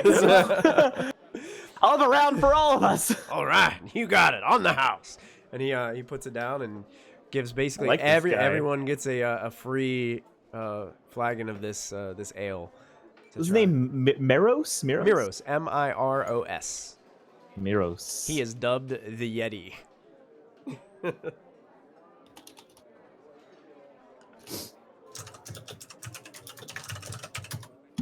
So, no. Anyway, we Ashlyn, get a table. Yeah, Ghalvin looks at you. What do you think of the ale? It's delicious. It's Man, like I absolutely love coming here. My favorite place. yeah, I can see why. It's very nice and friendly, and everybody seems very happy. So, It's even better with you here. I like you. I mean, this is great beer. I like you too. This is a great beer. He's so precious. He kind of grabs the flagon with two hands and kind of starts to sip, looking around, kind of. Molfin, what are you doing as you're in here? I'm not. I'm on the way to We're see not. with Kallista. Oh, you're in. He Off to told see you. the He told wizard. you it's the same place. Oh, She's Yeah, here? Yeah, she's here. Then I'm looking for her. Okay, make Yeah. a perception check as you come in. I will also do that. There's not many places in the Goldenfields. Like, there's no like shops or stores or anything. It's kind of like they just have this inn place for people kind of passing through or staying for extended period of times that are guests will stay here. But you guys look around. You don't see anybody that would seem to fit the description here in the kind of like the dining room area. All right. Are there? Okay. Go to the bartender and Yeah, what Ask can I if, do for you? I was advised to come here to find. I believe her name was Maxine. Maxine? What do you need with her? I was hoping to speak with her, one arcane practitioner to another. Oh, so strictly business. Yes. Okay. Yes, we have means of talking to her about all the things happening with giants lately. Want to pick her brain? I gave her the suite upstairs. She has to stay here for quite a bit of time. So.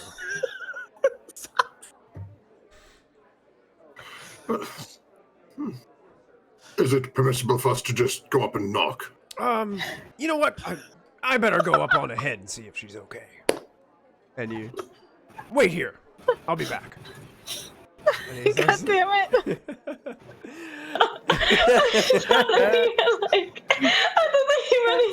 He's like strictly business. She's my girl. Back off.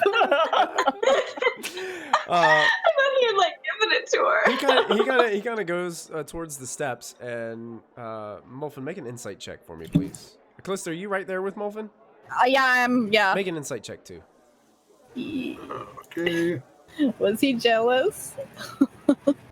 I have no earthly idea. You have no clue. You didn't even see him look back at you. Insight bot is still with you, correct? Yep, always. Looks over your shoulders, kind of that little. It's like it's always all on my shoulder, I think. That little focusing eye that it has. Yeah, you get the sense there's a little bit of jealousy here. That's what I thought. You think that this That's what Christy thought. you think that this Miros guy has a crush on this Maxine, and is taken aback a little bit about Molfin asking about her. He seems a little protective of her. So he makes his way. Why? What? He disappears upstairs, and you guys are kind of sitting there at the bar for a moment. Molfin scratches his head. People are enjoying their meals. Ashlyn, Ghalvin kind of looks at you.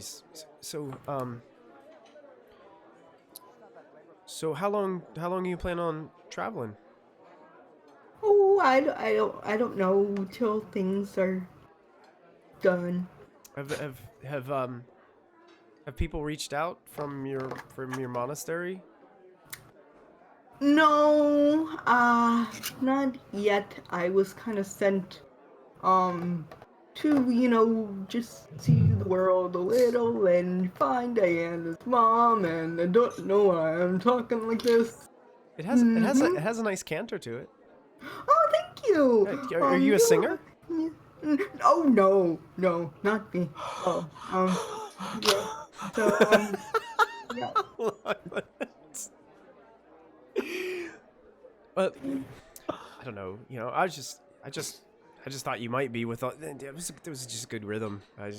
Oh, thank you. It's a lot better. It's a lot better than I could do. I mean, a couple more ales and I might attempt something, but it's just gonna be awful. Oh well, maybe we'll get a couple more ales in you.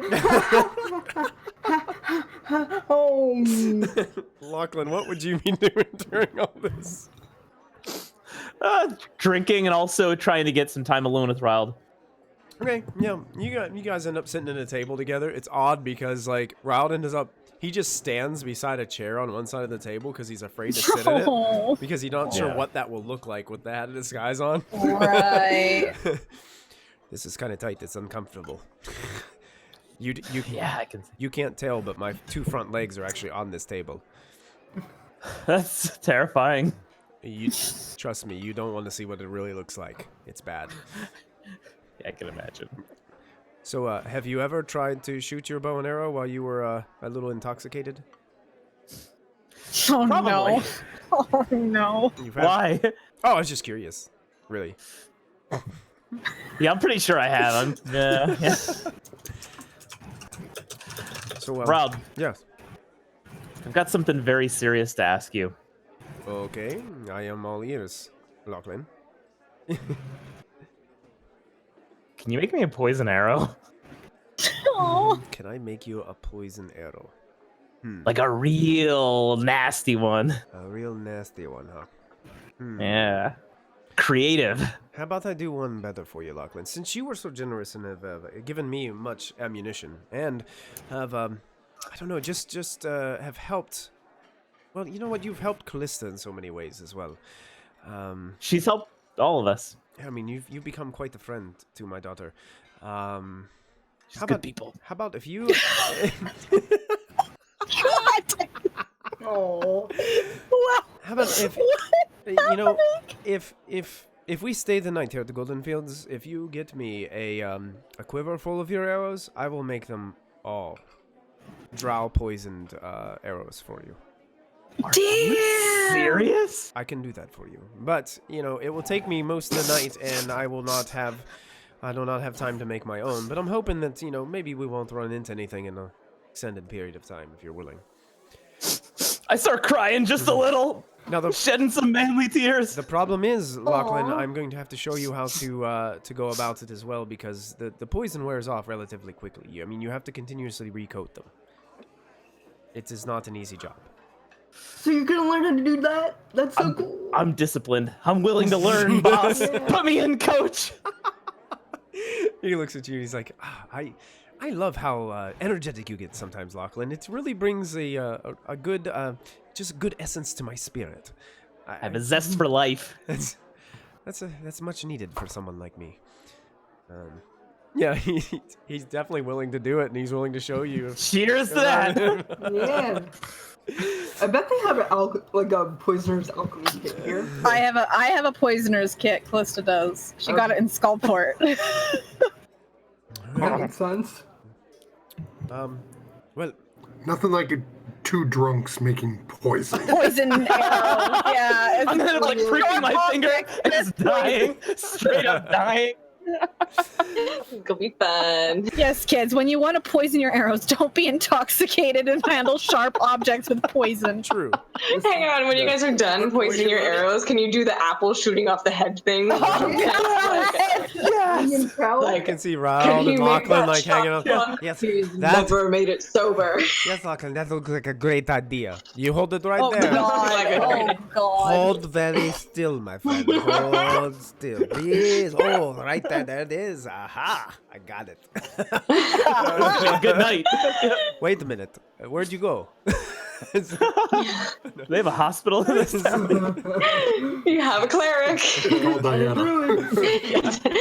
What's the hospital here, Diana? Yeah. Molfin, after a few moments, the large, hairy man comes back downstairs, makes his way over to you, picks up a rag, kind of wiping off the little bit of the bar on his way over. Yeah, she's up there. She's willing to speak. If you're still going, We shan't take much of her time, just need a few moments. Thank you. You're welcome. Sure. He kind of just grudgingly like walks away a little bit, watching some more. He starts filling up some more Flagon's Vale for other people as you guys make your way up the steps. You guys actually make your way up to the 3rd floor, which is where this is located. And at the end of the hall, there's a door that seems to be a little bit more elaborate than the other doors as you make your way towards the suite. And you approach a closed door. Just one moment. And you hear footsteps come up to the door. It creaks open, and before you is a relatively short human woman with these massive glasses on her face. They're red framed, and they look like Coke bottles, like her eyes look huge. She's wearing a blue cloak, and the hood kind of comes up just halfway on the back of her head, and you can see she has really curly red hair and freckles all over her face. She probably looks like she's in her very early 20s. As you open the door, very young woman, and she looks right at you, Molfin, as you open the door, and you see her go. Please don't start with this. We're coming to speak to you about the giants, nothing more. We heard from the Abbott you have ideas about possibly talking to dragons, the metallics. I do. And We're interested. She looks from Kallista back to Molfin. You're the one they're looking for, aren't you? Yes, they've already attacked Daggerford looking for me. I'd rather not get Goldenfield attacked as well. The Lord's Alliance doesn't seem to take much stock in who they're attacking to find me. She kind of looks down and then looks back up at you. You can come in. And she opens the door a little wider and lets you both enter. Are you guys walking in? Yep. All right. Yep. She immediately closes the door, like quickly as you guys make your way in. His hopes that nobody sees, and you can see that she's a little skittish, but she lets you in. I kind of want to flash my enclave. Hopefully that'll calm her down a bit. You see, she looks at the enclave. She's like, I do understand. And she gets out a pendant, and it has the Lord's Alliance symbol on it.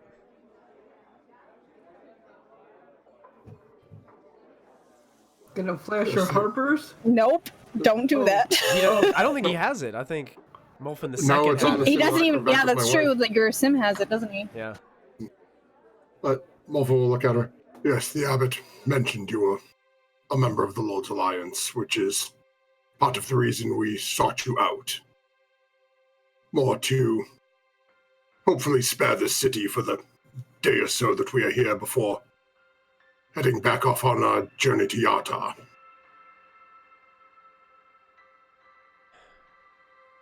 You going to Yartar?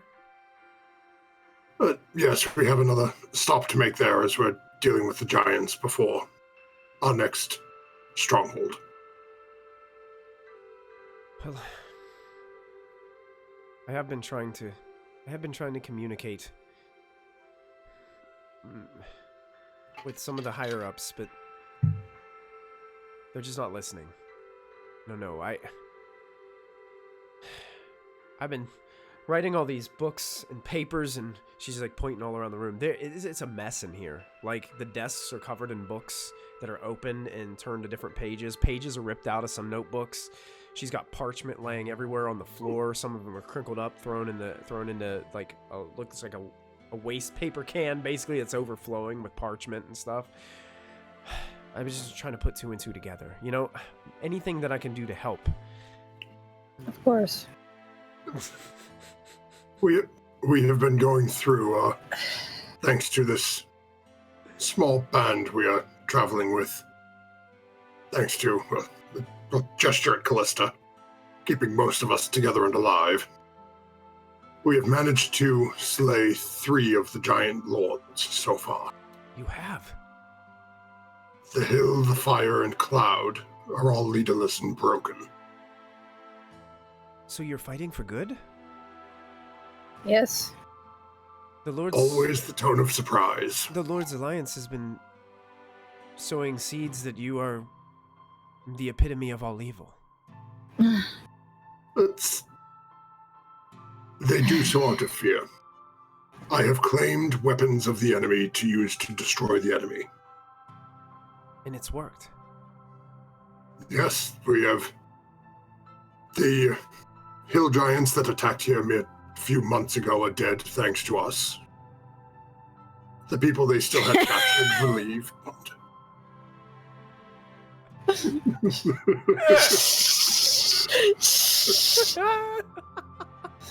I'm neutral, bitch. The fire giants of Iron Slag, and then a cloud giant forest over the Evermoors, have all fallen to the group of the 5 of us. 6 if you count my dad. Oh, I keep forgetting he's traveling with us. My apologies, yeah. That's what happens when the player counts the cameras again.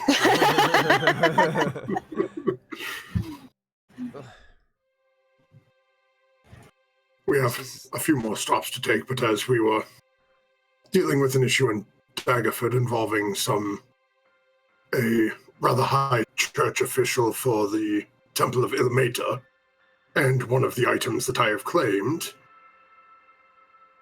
the Lord's Alliance apparently was advised I was there and sent an entire army to attack the city to rout me out. We were long gone by the time the army arrived. I'm not sure what they did to the city. To be fair, we went there to clean up the cult's mess, so... To be 100% honest with you, and she looks towards you, it was only a small group that was sent to Daggerford in search of you.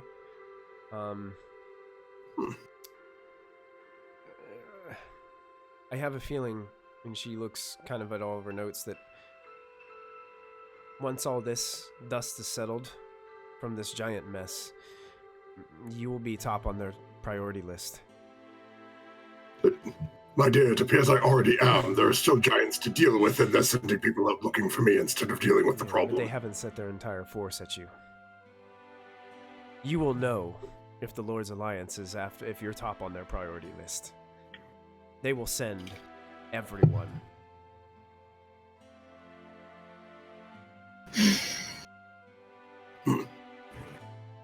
Molfin will just sort of cast a glance at Kallista. Yeah, they'll have to get through me. Well, that's not quite what I meant, but... Well, that's what I meant. You're helping Faerun. They owe you a great deal. I understand the fear, but regardless. And all the more reason for them not to be injuring you. If they come for me, they will learn, but I prefer it not come to that. Well, what are you all doing now? What is your plan? What is your... Well, my plan is very similar to yours. It's when I heard from the Abbott that you were interested in getting the Metallics help. I am very much in that camp. I was interested, but I don't feel like I can do it. Not without the support of my faction. I don't think you need your faction. I think you need us.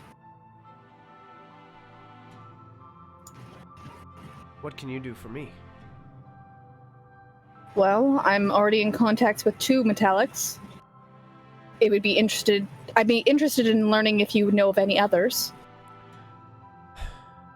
Are you really counting that bronze-scaled lunatic? I'm sure if Clarion were to deal with him, we'd be fine, but he is a potential. We did save his life. To go over all the knowledge that I have on metallic dragons, it would take quite some time. And she kind of goes over to some of her notes and things and starts to like piece together some pieces of parchment and things together. If you plan on sticking around for a while, you can spend some time in these. And she hands you this stack of parchment. Perfect. And as we have at least a day or 2. Names. There are some names. Some of them are only names that I've heard that... dragons are very particular about their names. Of course. Some of them... Many things. Most, yeah. Especially, metallics aren't so much.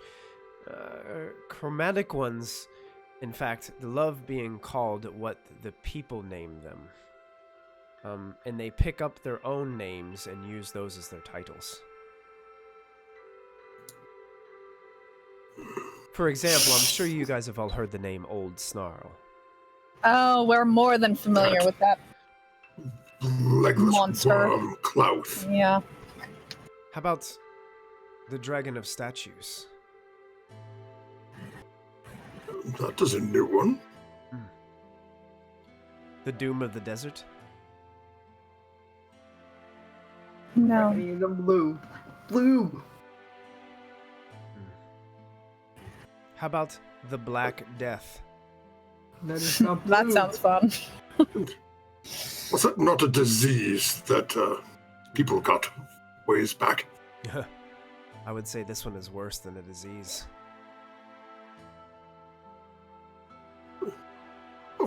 Are any of those names you mentioned blue dragons by chance? Yes, actually, in fact. We had a friend of ours killed a blue dragon up in near the spine of the world. Huh. Interesting. It's like, Rather large beast, if I remember correctly, had a how large? sort of massive, dwarfed a giant. Oh, that could have been the Doom herself. Has a massive horn, if I remember correctly, sort Yes. of on Yeah, the the- bridge of its The nose. Doom of the Desert and the Dragon of Statues are the same blue dragon. The Doom of the Desert is a ancient blue dragon who makes her lair somewhere in the Anarch Desert. She gets the name the Dragon of Statues because she has the magical capability to transform adventurers into gargoyles that will serve her in her lair for all eternity.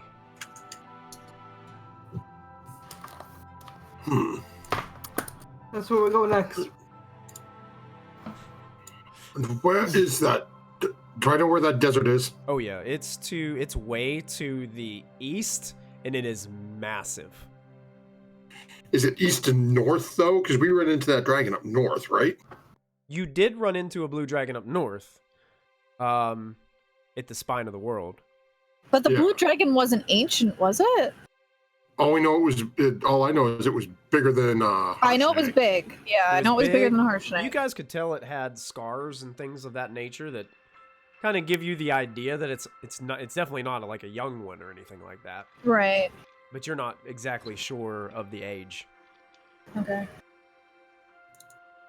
A friend took out some massive blue beast up in the spine of the world. Not sure if it was that one or not, but it's another item on the list, I suppose. Right. It would be quite a feat if someone was able to defeat the Doom. We have to deal with First we have to Klaus deal with the first. giants and then Klaus. But I am interested in any information you have on metallics. Okay, yeah, start with that. Okay. And once you get through some of that information, it may spark some other things. Awesome. Thank you. Thank you for your interest in reading it. Seems everyone else has been kind of pushing it away. Yeah, well, they're not very smart. Our interest is to help. Can I ask that you not reveal, well, I will say our presence, but more mine? For the time being. Are you really here to help? 100%. What we've been doing. I'll take your word for it for now. We should be gone within a day or two. At that point, if someone mentioned rumors we were here, would make no difference because we were gone and they wouldn't be sending any force into this, interrupt these people. Right. True. Don't wish any trouble upon you as far as you are concerned. I was never here. We appreciate your discretion and your information. This could be very helpful. Sure. Maybe with your help, maybe we can get some of these dragons on board. That's my hope. That's been my hope for a while, to be honest. Great. Do you have the ability to send messages arcanely over distance? I do. You know they're searching for me. What you may not know is my name is Molfin Zodnik Amarantos Wispindle Green East. Should you need to reach us, or if you find additional information on these dragons, let me know. Anything we get will aid us in this. And I'm Kallista Jararlin. I'm trusting you with my name. You, of all people, know the power one's true name can give. Sure. Absolutely.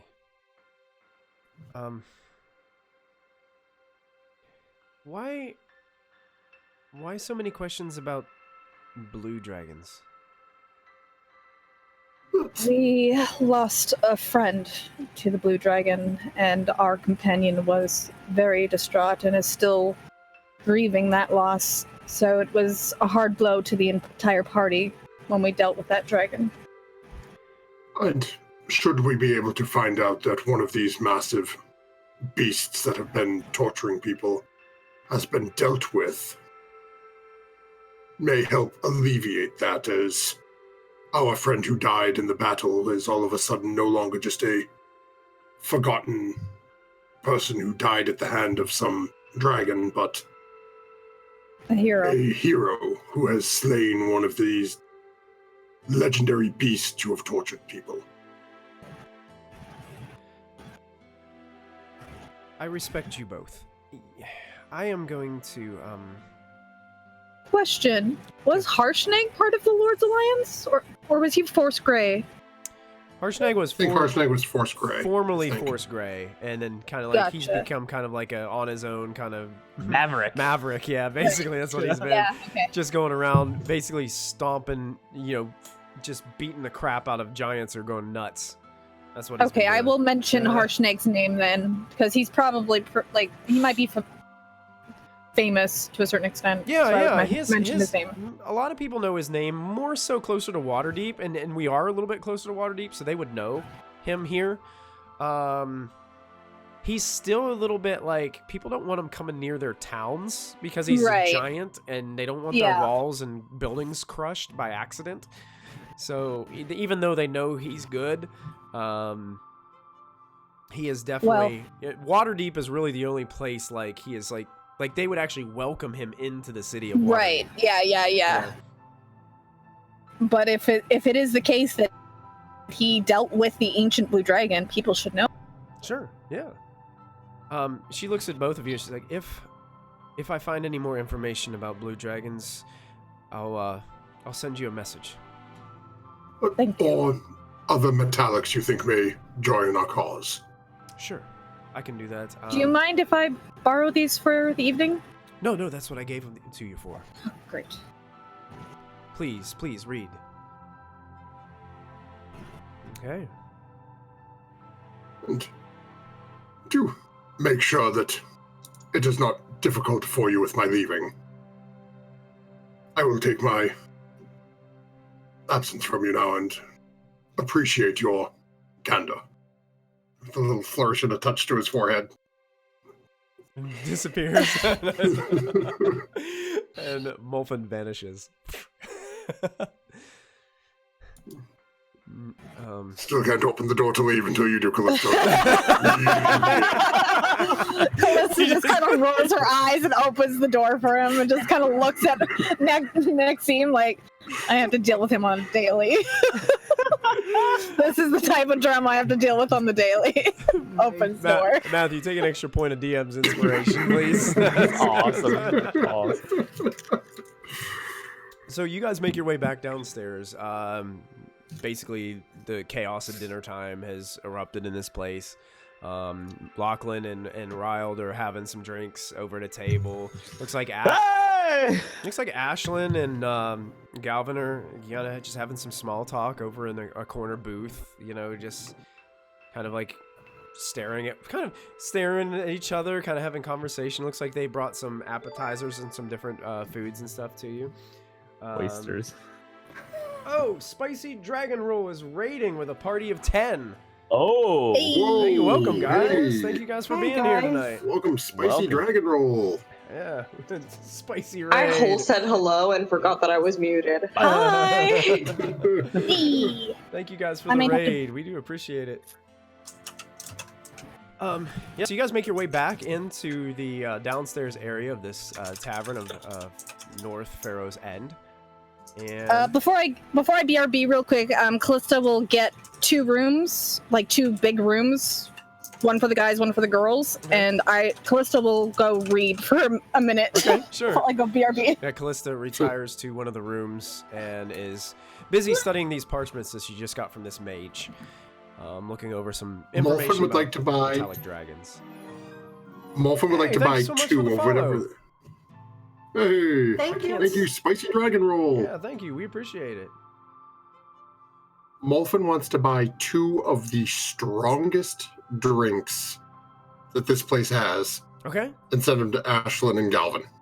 Okay. Oh. You give a really, really powerful whiskey from this place. And Ooh. they... As he goes pretty over. Wait.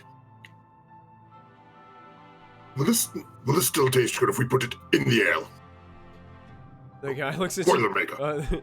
The guy known as the Yeti looks at you. He's like, I don't think it'll. I mean, the quality. I don't think it's gonna work. It's gonna be pretty strong. You just don't want to do it That's that the way. point. You put so. Put them into 2 mugs and then send the mugs over. Are you still invisible? Because that would have been a real strange conversation. Apparently. Wow. These floating flagons in a voice, and for some reason this guy has no problem with talking to you. Just kind of used to it. He's a bartender. They've seen it all before. Probably. Yeah. I've seen it all. As they float over Molfin's head to just take the mugs like this in front of Ashlyn, then Ghalvin, and then set him down on the ground. Okay. I mean, set him on the table. ground. It's like, Ghalvin looks at Strange Ashlyn's like, custom. why did they set this? Why is this flagging on the ground down here? Yeah. Talk about the table. Yeah. Are they floating over to the table because you're invisible? Literally, as Molfin's walking over, making sure he doesn't hit anybody, sort of walking around. I mean, the mugs are probably going left and right. Splash a little bit. Some of it splashes onto Riled, and it just like interesting, like it's like stops before like his actual form, and it just like runs off of what looks like maybe his thorax. Bloody legs. Set him on the table in front of the two of them. Okay. Yeah. Ghalvin looks. Man, they've upgraded the service here. Yeah, that's kind of crazy. They've never done this before. Unseen servant kind of stuff, I guess. Cheers. Oh, cheers! Clink glasses. Huh. This tastes different. It does. Is yours good? Yeah, it's good. It's good? Okay, I was just making sure. Yeah, it tastes like... Oh, it's getting stronger. Yeah. Towards the bottom. Yeah. That's a... Yeah. Maybe if I just drink I'm not used to that. Maybe if I just drink it really fast. Okay, I'll do that too. All right, ready? We'll just... You ready? Yeah. 1, 2, 3. Here we go. Okay. Just pouring down his face, down his chest. Whew. Wow. That kind of... That burned a little. It did. It burned a lot, actually. Yeah, it burned a lot. I don't ever remember that ale tasting that way before we got here. No? Well, I'm kind of new to it. So, You're new at this? You would have to tell me what the ale tasted like. I can't, honestly, by now, I just can't even remember. It's, Oh, well, you want another one? Okay. All right, I have no idea how I asked that. Floating mugs get us more drinks. That's a good idea. That's a good idea. Maybe if we put some money into the mug. Okay, I'll put a gold into each of the mugs. The golden balls in the bottom. Then they just watch the. This could be a good hustle. Ashlyn, I don't think it. Molfin's gonna take it in. Why the hell not? I'm invisible. So you pick it back up. Yep. Well, considering it only lasts a minute, as Molfin picks these up and goes to walk away, it probably poofs back into Molfin. Yeah, as soon as they start to float up, then Molfin's like standing right next to you guys, holding the two mugs with a gold coin in each of them. Wait. Why are you holding our mugs? How did he get those? Oh! Molfin! Uncle Molfin, how did you get here? Ghalvin taps you on the shoulder. Molfin's like, since you've got them already, do you mind maybe going to get us another one? Certainly. The same as before. Yeah, Sure. that was good. Yeah. I'm back, by the way. I think Kallista's probably just reading at the table, so I'm not. Oh, I'm back. she went back to the table with some parchment and reading. Yeah. Okay. Okay. Cool. Molfin's gonna go order another round of them for... Hey, thank you so much, Braxton, in the chat. We do appreciate it. This is a fantastic group. I love these players. Ayo. They are fantastic players. Love you. Really bring their characters to life. We love them. Hell yeah. Would I be drunk by now? Or kill them with alcohol poisoning. Go ahead and make a Constitution save for me, Ashlyn. I'm gonna make one for our friend here. Oh goodness. Oh. I'm gonna say that you are both really tipsy. You're not Okay. not like 100% like totally wasted yet, but probably one more of these is gonna do it. Okay. Ghalvin wanted the same thing, so Molfin's gonna order him the whiskey and the drink. All right, he orders them up. That's pretty good. So Kallista, thank you, Uncle Molfin. Where were you? With Kallista? Yeah, Are you gonna read? yeah, I got some reading to do. book. It's about dragons, Ashlyn. Dragons? Dragons. What kind of dragons? Metallics, hopefully. Are there any blue dragons? Not yet, but we did learn some information about blue dragons. Can we kill it? Potentially. All of them? I love them. Genocide. Ashlyn, Let me ask Let me ask you a Wait, question. Who taught her that? Before the barkeep Molfin. pours the whiskey into the glasses, Mm-hmm. could I cast light on the whiskey? Oh. Wait, what? You want to see our insides light up? I'm so What's confused. can you put light in the chat for us? Touch. You touch There's it. one object that is no larger than 10 feet. It's like if I tip the whiskey and, touch it with my finger, can I make the liquid glow? You know what you probably could do? Maybe not so much the liquid, but you know how like whenever they do like Jaeger bombs, they throw the shot glass in the actual cup. Like they could take the little like shot glass. You could cast light on the little shot glass and then drop it into the. Yeah, then I can only do one of them. I was going to have it on both of them drop down so they were the same. You probably would only be you probably would only be able to do it on one. Yeah, But so about this, Oh, wait, but about this Diana- time, Molfin, If we say- Diana walks in. The Diana walks in. Do. Hey guys, I think I solved world hunger. Diana, Hello? What do you need, Molfin? cast light on the shot glass. That is okay. Isn't it a cantrip? Can't you just do this as many times as you want? I cast light on the chair. I cast light on the. It can only be, I cast I think light. it can only be on one object at a time. Like as soon as you cast it on something else, I think the other Yeah. light goes out. Yeah, I think. Never mind. The spell ends. The spell ends if you cast it again. It's at the bottom. Oh, right. yeah. Never mind. I still want to do like a little like light show. Like, Oh, boop, yeah, boop, you're just boop, touching boop, all this boop. stuff and it's just glowing and then Yep. it goes out when you Okay. cast I can something do as else. many times as I want to. Back on the glass. Okay. Important. We're helping Ashlyn. I tap. Oh, we're helping Ashlyn. How's she going? You know How's what? her date? She's a little I'll do drunk. this. Now she's about to be. Uh-oh, Callista's much more doing drunk. something too as she's seeing all this take place at the bar.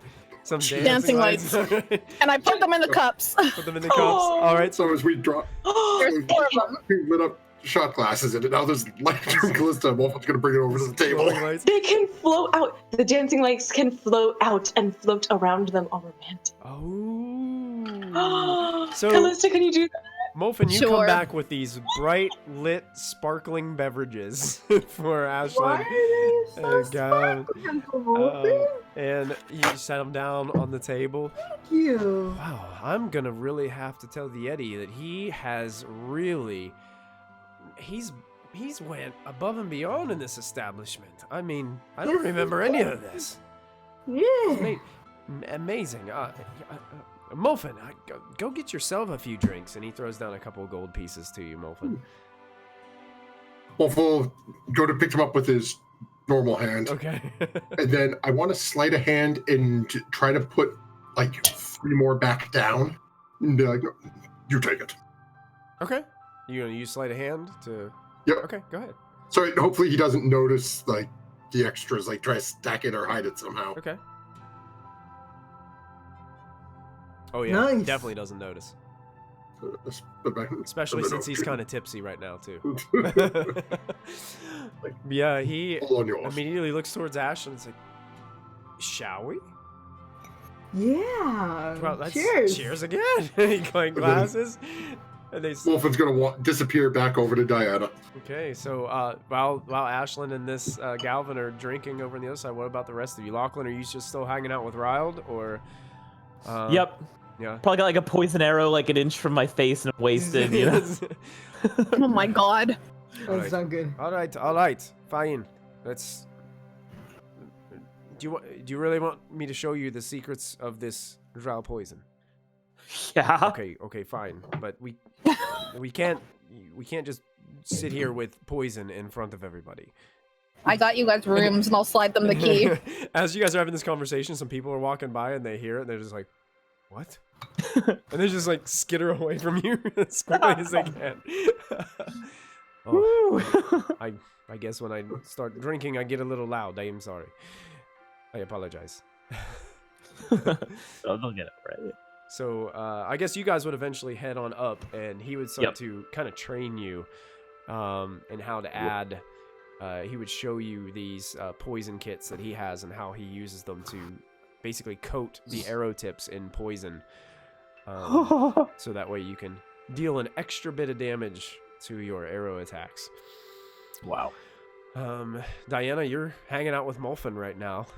And Kallista, who looks like she's milling over some parchment papers there at the table. I'm reading. So how was your guys' meeting with Maxine and Maxine? How was she? She's horrified and knows that the Lord's Alliance is looking for me. But she's also But, agreed not to She tell was them that we're here yet. she was very that's good. agreeable and flexible. That's good. That's good. What did she give you guys any useful information? I just gestured all my parchment. Yeah, okay, yeah.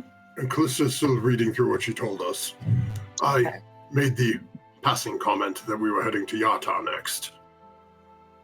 Is that where we're going? Probably I should not. really hope not, because that's where the Lord Alliance will be told I'm going, so... Yeah, I figured you wouldn't want. Yeah. Okay. Send them elsewhere. Found out that the force that they sent to raise Daggerford to search for me was only a small expeditionary force. Aren't we banned from Yartar too? How many places are we banned from? No, it's... You just know that you made some enemies in Yartar, I believe. The hand. The hand of Yartar. Yeah. Where? Especially Where was Sally. Because remember, Lachlan stayed up all night because he was worried we were going to get busted. Yeah. Oh yeah, because we like murdered a bunch of people in an inn. Yeah, you did. What? You totally did. Diana wasn't there for that. That's when Molfin went off the deep end and summoned a bunch of demons. And yeah, just Right. Callista and Lachlan knew. Yeah. Yeah. I went Oh back my to god, DT. yeah. Were we told? Did you thank you for tell the follow, Diana about guys. that? Did we know about this? You're keeping so many secrets from Diana! Molfin told Callista and tore this demon summoning spell page out of his spell book and threw it on the ground. Oh my gosh, so Diana doesn't know about the demons in Yartar. She does not know about the wraiths Thank you, in Sam. I the appreciate underneath the. Oh, nice. Wow, Diana's really in the dark. Was that one of the times that Callista almost killed Kella? Yeah. That Yeah. Yeah, there's a few times where I almost killed Kella. I'm really salty that Cloud got her first. I'm I gonna know. pay him back. We don't know. You know what? She might have. Maybe she's like a cockroach and she'll come back. Maybe. So That, was that Ashlyn? that one insect you just I've never can't kill. talked to her. God, I hate them so much. Florida, they're everywhere. Yeah, there's one a of the lot many going on times. that Diana doesn't necessarily know that happened. That's all No, that okay. Right, so It's all in the past. Callista, Oh, you Doug have a keeps feeling. telling them You have a to feeling it so. might take a little while to study these papers to glean That's all fine. the information out of them. And as you guys are just kind of And my party's distracting me, so it's probably gonna take me a little longer. So we'll be I'll here- leave you alone. I'll go So drink with how long do you Molfin. think we'll be here? Can I send that in my head? Yeah. Telepathically, you How guys long do get you a. think we'll be? All night. Is she speaking common? Ew. Is she speaking common in her mind, or am I Oh, getting wait. some weird foreign language where she's thinking? How long we staying, yo? In town. How long do I think? How many days do I think I need with this? Like 2? You probably think you would probably glean much of the information by lunch or a little after lunch by tomorrow, even with a full night's rest. So studying it tonight Okay. before bed, and then getting up in the morning and doing a lot of your study in the morning. You feel like you could get. Okay. It's not a lot. It's just the way it's pieced together. It's like a lot of jumbled notes. Yeah. So you're having to kind of go back and forth and redirect. it Right. and try to refocus. Okay. At least the night, and maybe partially some of tomorrow. Maybe by lunchtime, I will have most of it figured out. Okay. If you guys don't mind hanging around here for a night. No, I mean yes. I mean no. What? I mean, Ashlyn? Why no? Why no? Wait, what? Are you okay? Ashlyn, I'm fine. I hope this isn't too upfront, but Uh-oh. I just wanted to tell you that you have amazingly beautiful eyes. Oh. Oh, thank you, Ghalvin. You're so sweet. Do we all hear that? I mean, we're all around the tables. You guys Pretty are much. like In 2 tables Ashlyn's away, mind. probably. Just like hanging out. All she hears is, "Bloody kiss him already!" Him?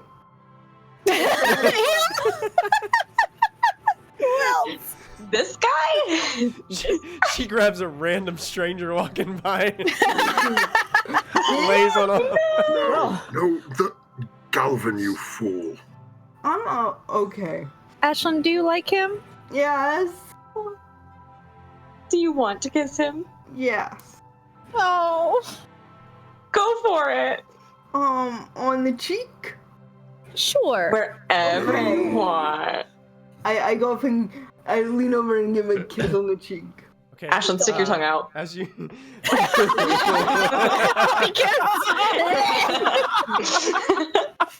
Okay, you start. I feel like we're elementary school students right now. God damn it. That's it. Ashlyn, you kind of lean over a little bit wobbly as you guys are both pretty wasted now. You lean in and go to kiss him on the cheek, and he's watching as you're coming in, and he literally turns his head and just plants one on you. Oh. And he holds it for a little bit of time if you hold it for a little bit of time as well. And Indeed. yeah, you guys all see this happen a couple tables away as it looks like Everyone is celebrating. Kallista just throws the parchments up in the air. Diana is jumping up and down with joy. You guys need to settle it up.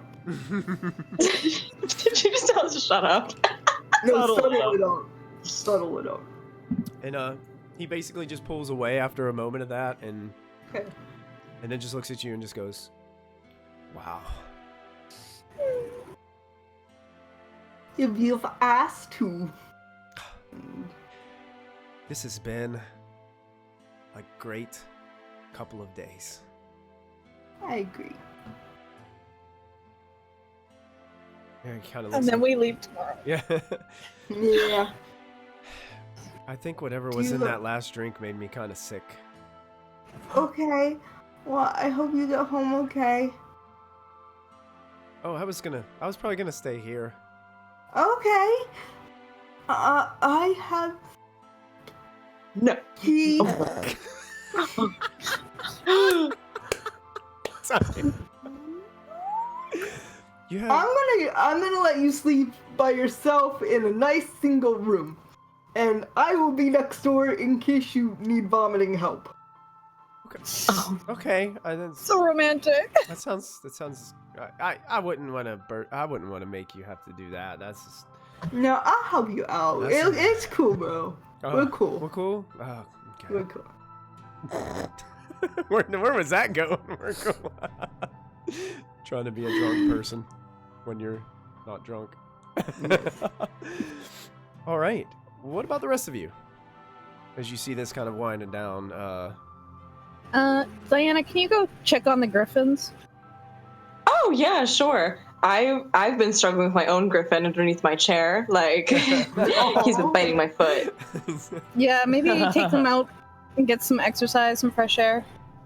Okay, yeah, sure. I'll take the griffins out and I'll let them okay. not stray too far, just fly a little bit, call them back. They won't listen to me. I'm the fun mom. I don't have any rules. Oh God! The fun ball. Are there any horses outside? No.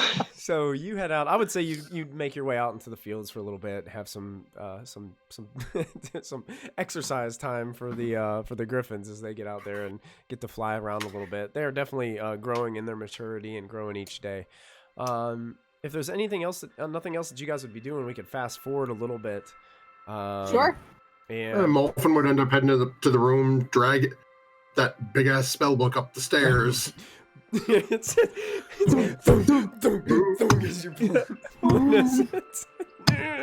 like it's going slow.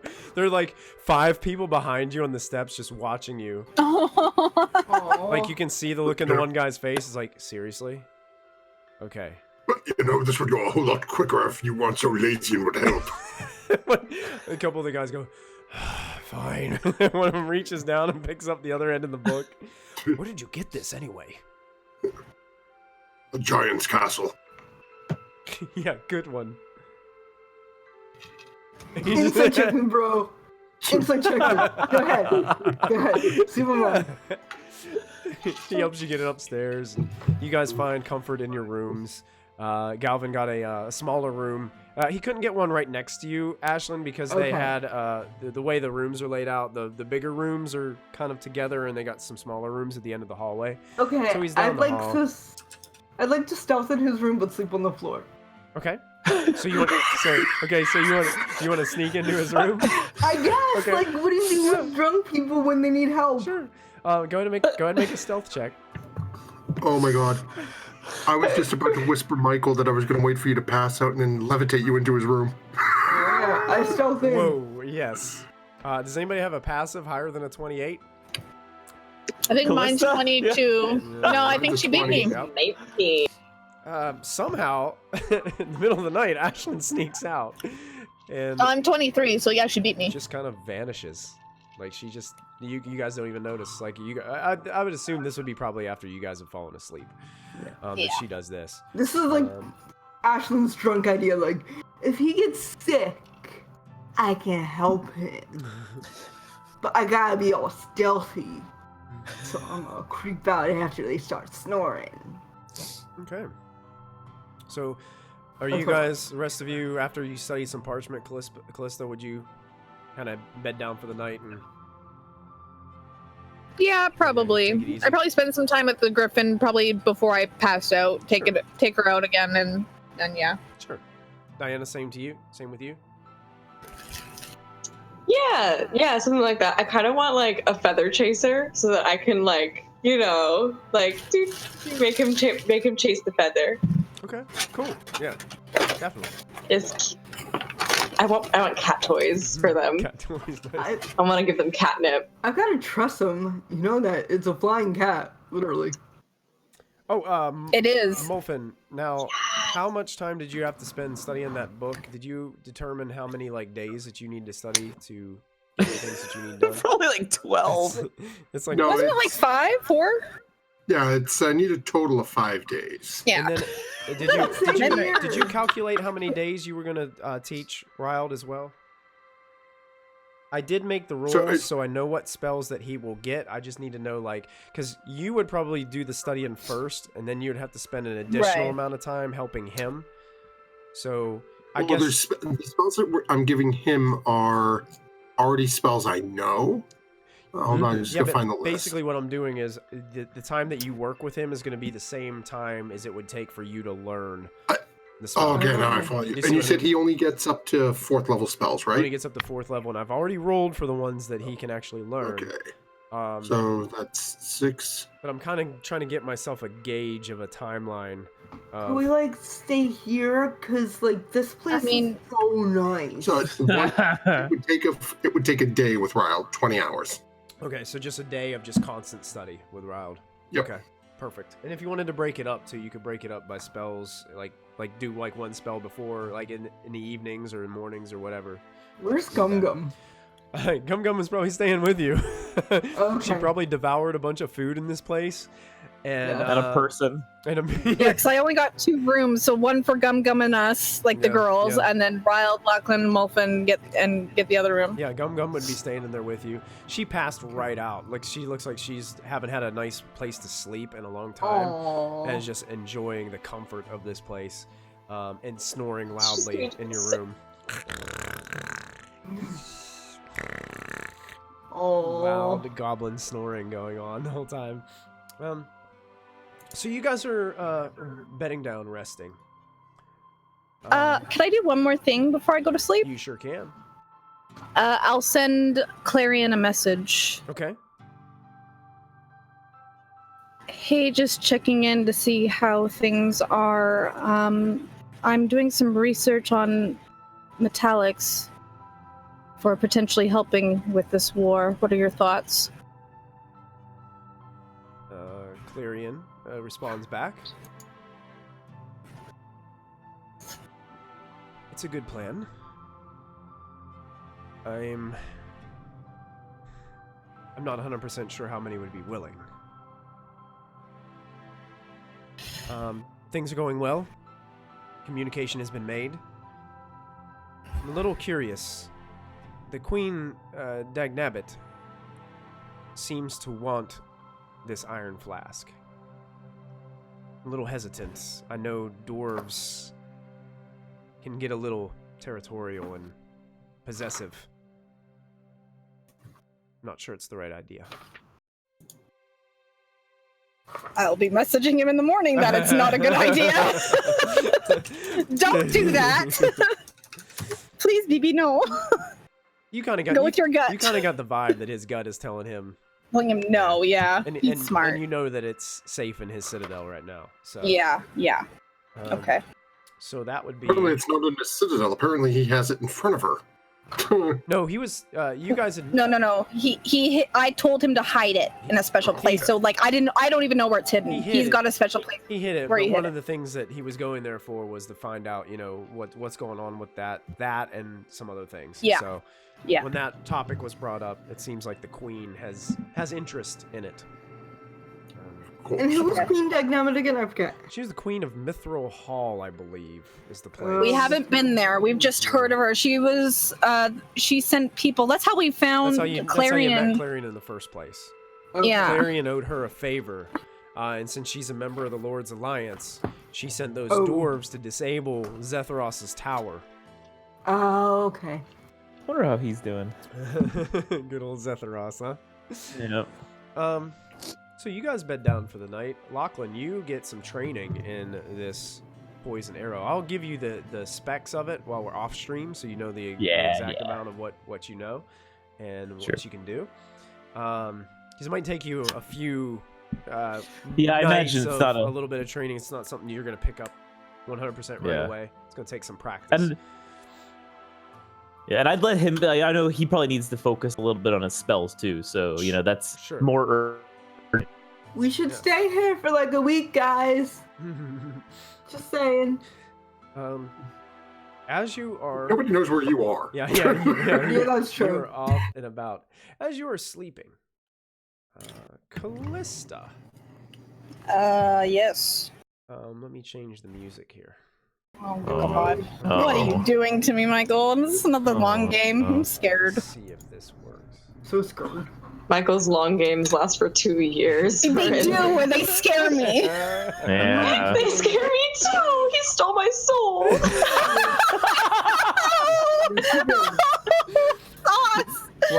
What can the DM do? He can steal your soul. Steal my soul.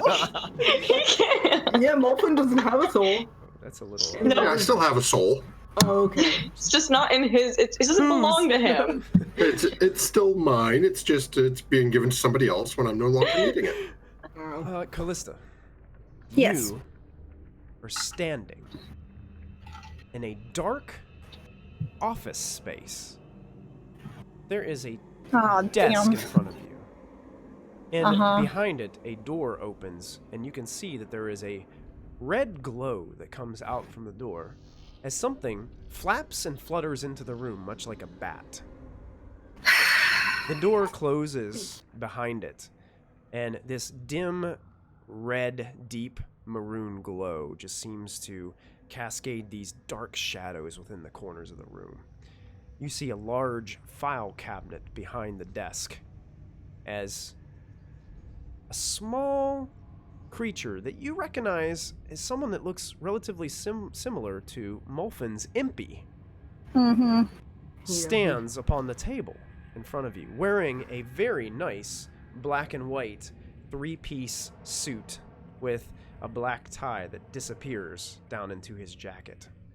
He's got a little tail that just seems to whip around the back with a little triangular little hook on the back of it as he starts to walk across the table. Looks towards you. Hi, Kallista. What? It's nice to meet you. My name is Grat. Okay. He tightens his tie. Stands tall. I've been sent here for negotiations. Are you willing to hear them? The terms. What does Asmodeus want? Oh, you know! How did you know? I wasn't born yesterday. Oh, very good. Fine. We shall get into the details. And he flutters up onto the back of the chair and then flutters down. You see him pull out this file cabinet and goes, as it slides out, and he starts going through files as he's flying above it. Yeah, it's here somewhere. There it is. Oh, yeah. And he reaches down and pulls out this manila folder and slides the door back shut and flutters over to the desk and starts milling through this folder, looking at all these papers. And he pulls out a paper. Here it is. I have found it. I worked closely. Asmodeus has a plan for you, Kallista. And where is he? Well, he sent me on his behalf. That's kind of rude. That's kind of what I do. And he tightens his tie again. Well, if he needs me for something, he should show his face. Well, I'm starting to get the idea why he is reaching out to you. He takes the paper, he slams it down, he kind of slides it towards you. The terms, if you look, I know it's a little... I don't know, do you understand this language? And he's like, do you understand Infernal? I think I do, because of Anna. Let me double check. Okay, yeah. I do. All right. That was how me and Anna used to communicate. You can read the writing that's on this old piece of parchment that he has, and it's a really strange script, but you understand it as Infernal, and you can see that this whole contract written out towards you is a contract of service to Asmodeus himself.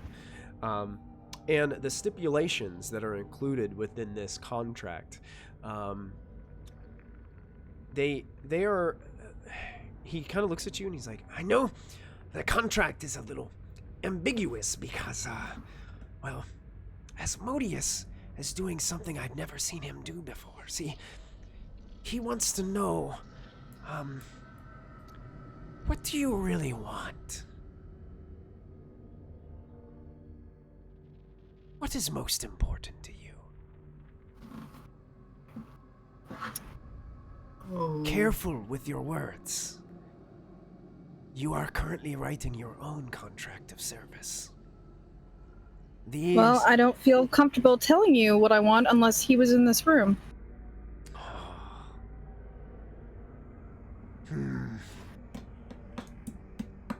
You see, now it's complicated. It is. Why do you have to make it all complicated? Sounds like a you problem. Let me see some of these things in this folder here. He starts digging through and he's like, here's one. Anastasius. Do you know this name? Of course I do. Asmodeus knows where he is. And he sets down the paper. Let me see another. He pulls it out, and a couple black feathers fall and slowly fall down to the table. Oh, this is very interesting. It seems that you want to destroy the Raven Queen, am I right? It's on my list. Huh. This paper seems to think that not only can you destroy the Raven Queen with Asmodeus' help, but you can even take her throne. And he sets it down in front of you. Then he's, I got more. Look how big this folder is. And he digs through, he starts pulling out, and he's like, this one. Now this makes sense. Absolute sense to old Grat. You want the Raven Queen dead because of this individual named Moby, don't you? He smiles.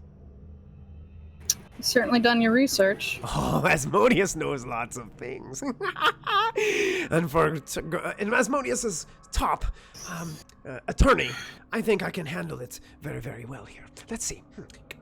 So, Asmodeus also believes that he can free Moby from his bonds.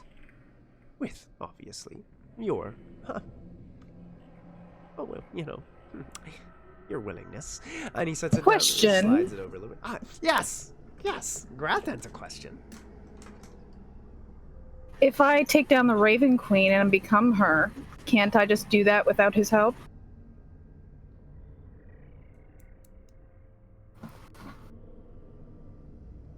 Let me think it over. You think you can take the Raven Queen without the help of Asmodeus?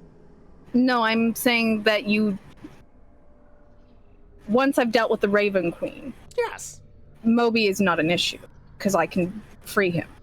True. It's like kind of like it comes in, it's like a little package deal. Right. Yeah. It just seems like you're adding stipulations that don't really count. Oh, absolutely not. That's not what Grat does. No.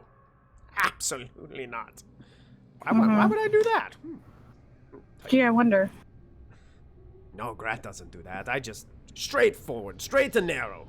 I just right to the point. Yes. What else? Oh, my goodness.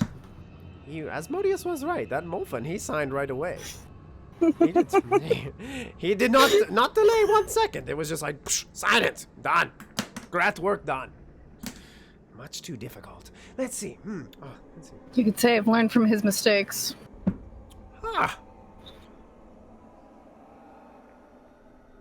Apparently you have made some enemies in Waterdeep. Well, I haven't. Apparently there's some nobles that don't like you very much. Oh, I don't need Asmodeus' help to deal with them. Oh, fine. He crinkles it up, throws it over his shoulder, and then digs through the other papers and pulls out another one.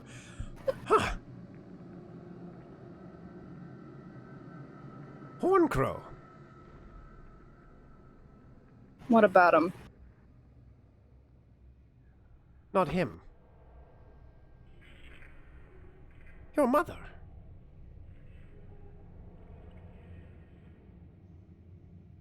What about her? Asmodeus knows where she is.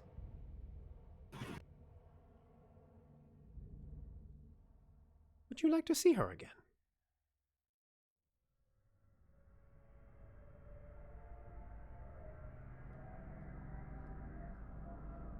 One more thing on top of all this. One more of my things or one more of your thing? All of this that you just offered and one more thing. Okay, I'm curious. Put it on, old Grat. Fix my dad. Oh. Break Lulf's hold on him. Oh. Make a persuasion check. I'm not good at persuasion. I'm gonna use my DM's inspiration. DM's inspiration? You still have DM's inspiration?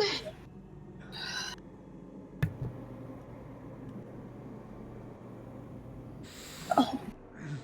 18.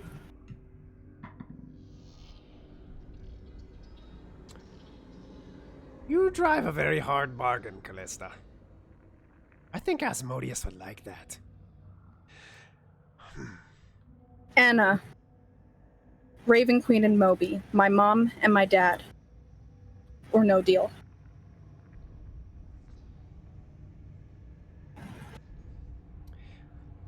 Fair enough.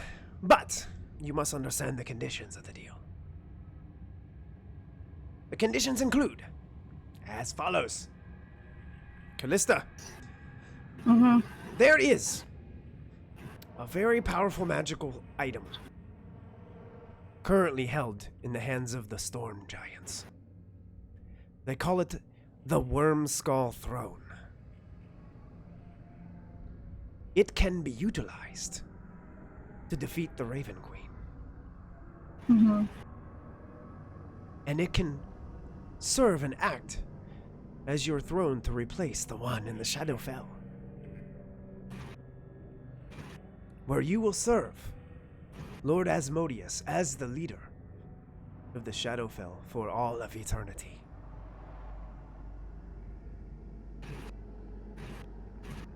It will be all yours.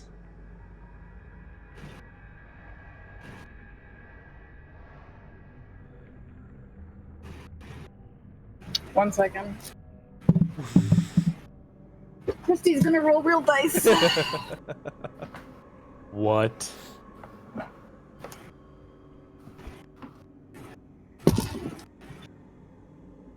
She'll do it. I rolled a natural 20. Natural 20? Okay.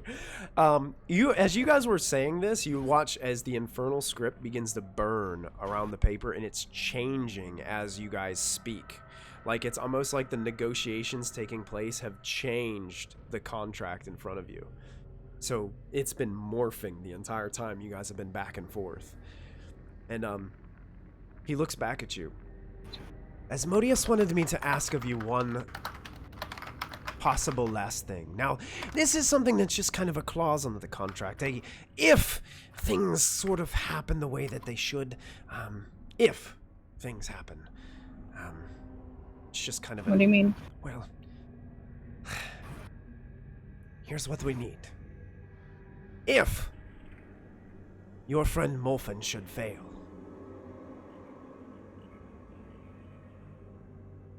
we would need to know that you, and perhaps, maybe if we communicate with some of your friends, if they would be able to pick up the slack. Would you be willing? Wait, what do you mean? If Molfin fails... If Molfin should fail in his task, Okay.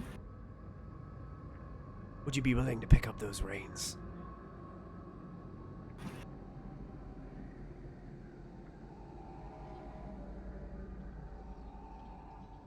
So take on his debt too? Asmodeus requires the wand of Orcus. He has a mantelpiece above his throne that is empty, that is built strictly for the purpose of holding the wand. Asmodeus does. He does, indeed. It's beautiful, too.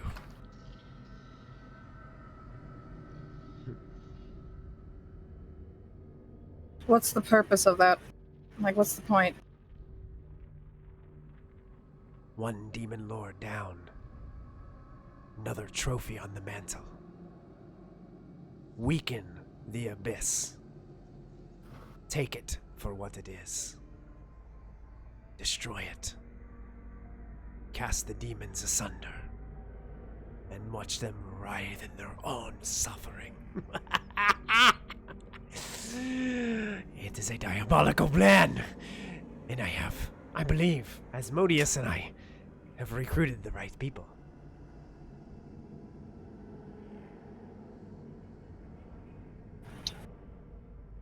Does he really have that little faith in Molfin's abilities?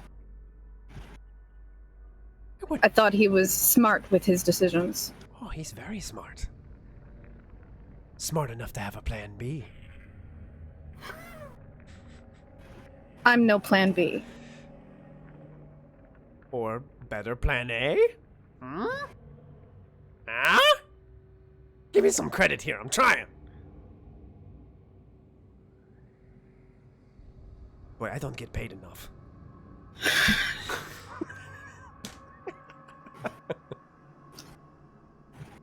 Maybe if he were to ask me himself, I'd consider it.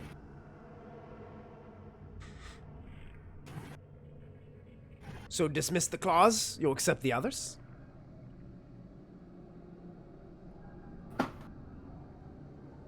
I'll accept the others. Fair enough.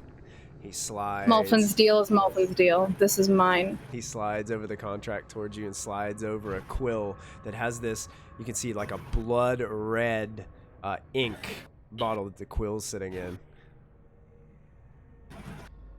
By all means. Make your mark. Can I just double check before I sign anything? I want to make sure there's no hidden clauses. Yeah.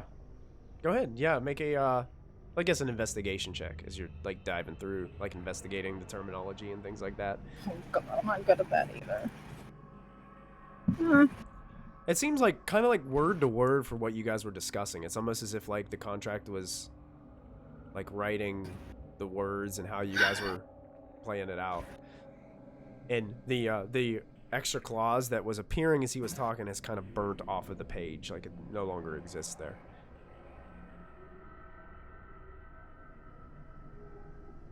She signs it. You sign it, and the red ink begins to glow as you're like putting it down on there. And then it's almost as if the whole contract itself ignites into a fiery flame and crumples slowly as it turns into this black dust and ash on the table. And you see Gratz just like, yes! Oh, Asmodeus is gonna be so happy. So pleased with Grat. Well, Kallista, it seems you were given new purpose. Good luck in your endeavor. We will not be far. Always checking on us. We are. Lucky me. I like how Diana's new purpose is building crops and like new like settlements. And Callista's new purpose. Solving world hunger, yeah.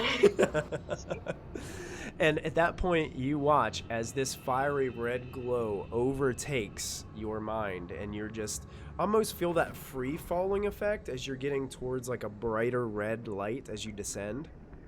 And then you do one of those as you wake up in your bed, probably about middle of the night, probably like 3 or 4 in the morning. And you just have a kind of sweat running down your brow and you're just overly warm. I mean, you feel like you've been in a sauna or something like that for an extensive period of time.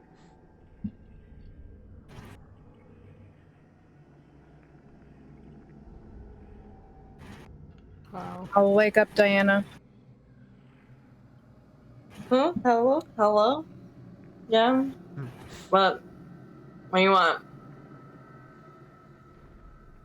You might hate me, but I need to tell you something.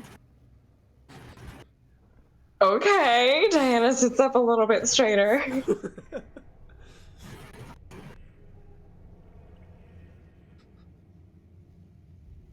I signed a contract with Asmodeus.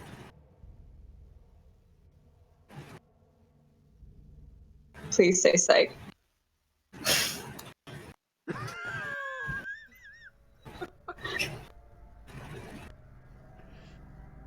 I'm serious. For Anna. What? For Moby. For Mom and Dad. I'm sorry, but they mean more than my own life. Those are very good reasons, and I can't blame you for your reasons or anything like that. Okay. So now Diana, I don't know what to do.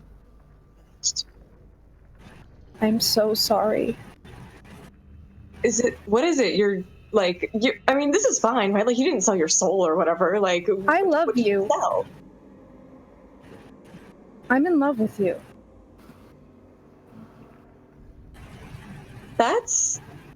I'm sorry. And I'm gonna get up and... You don't have to be sorry. You don't gotta go either. You can stay. She's like pacing. As you're pacing, Kallista, make a dexterity check for me, please. Oh no.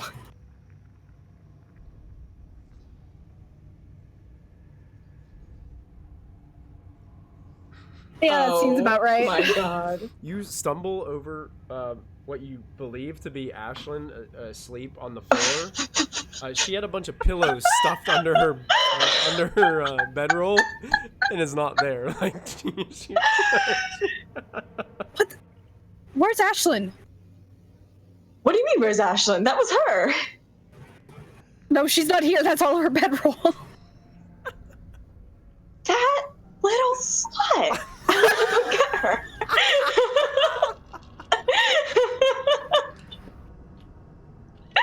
Not really. I love her. Let's go get her. I just realized that my microphone was all the way down in my lap, and that the one that's in my ear is not the one with the microphone on it. It's all good. We can hear you. Okay. So you... Yeah, let's... You know what? We'll just leave her to what she does. I don't know. I don't know. She's... Well, she's just gonna sit on her bed and look distracted. Hey, Potato Joseph, thank you for the bits. We appreciate it. Ah! It's got a heart for love. Aw. Anything So else? much love Anything going else on tonight. between Kallista and Diana here? Callista's out of it. Unless Diana does something, Callista's... Diana's processing, and I will sit across from her. Actually, I'll sit next to her on the bed that she's sitting on, and I'll just Diana will reach over and grab Callista's hand in her own and say, whatever it is, we'll find a way, as we always do. I got you. Aww. Always. Yeah. That seems like a really good place to end our episode for this evening. Wow. Intense episode. Wow. Craziness tonight. Craziness. Me and Christy have been talking about this. Have you? Oh my god. Man, thank you guys so much for tuning in tonight. Man, we had a bunch of raiders tonight and a bunch of people kind of chiming in with us. Chat has been awesome. Thank you, chat. You guys have been amazing. That was such a roller coaster ride of It emotion. was. There's like ups and downs all over the place. So Lachlan is going to be training in how to make his arrows poisonous with drow poison. Oh my goodness, making me more vicious. Molfin has got the aid of a local mage here. Man, we've got Diana and Kallista. Kallista signing a contract with Asmodeus. Ashlyn and a new boyfriend going on here in Goldenfields. Man. Wow. Me and Kallista are gay. Can I just toss this out? Yeah, that's cool. I did not see that. We don't know what the fuck the morning's gonna bring. Spider Dad may not be Spider Dad anymore. Oh, right. We're there. Unless she has to like solve some of this first. I don't expect it to happen overnight. I mean, if that happens, I'd be like hella impressed, but I don't think it's going to happen anytime soon. Yeah. This is man, we got drama galore going Wow. on here, folks. So thank you guys so much for tuning in. Diana, you didn't get to use your natural 20 that you had from bringing the toddlers back to life. I know. what do you- I know. I kind of want to give it. Oh my god! If I can have a vote to where it should go next, I vote Kallista for being like, I love you. Yeah, that was like blasted. She out went there. through a lot. Oh my god! Let's do this. Let's go ahead and Diana, you can keep your nat 20 for next week. Yes. And we will also, I believe that Kallista jumping in there. And if you're in chat right now and you want to throw in a vote for someone, player or anything that I don't think we had any combat tonight, but anything RP wise that you guys feel is I have deserving. Lachlan's man talk. Lachlan's man talk. Yes. Lachlan and Wild. Yeah. Ashlyn and her whole thing. Man, I have to toss this out. Cloppity and Chat saying Diana's last words is your team pulls her down into hell. I got you. Really, how it's gonna happen? Yeah. The part that stuck with me, and it reminded me so much of Snape and Harry Potter, is when she ended it with "always." And Oh. Yes, you like know, such a ow! because she paused like after she said "I got you," and there was like that little pause, and it was like always, and that always every time somebody does that, I can just hear that always echo in my mind. You know, always. Ow, my heart. Oh man! Oh right, we got 100 bits for Kallista for the a vote for Kallista. So we're gonna go ahead. We're gonna give the nat 20 to both Diana and Kallista for next week. So Yeah. we'll Thanks, have a nat 20 on both. I was of not you. expecting that, was so awesome, yeah. awesome. Yeah, Keplin said Molfin's invisibility was great, using the drinks to float around to Ashlyn and Ghalvin. Yeah, we'll see where this party goes from here. There's a lot of places that they can go, a lot of different places. Christy, I'll try to get you information on what those scrolls and parchments we're talking about, some names and some information of some of those metallics. And Lachlan, I'll get you more details on what you know about going over the poison. Thank you, Mr. DM. You got it. You got it, my friend. Awesome, guys. That is so cool. You guys, as you guys are getting set for the next part of your adventure, be thinking about, just where you guys want to go, what your main goals are, and I think some of you have already got signed in blood your goals.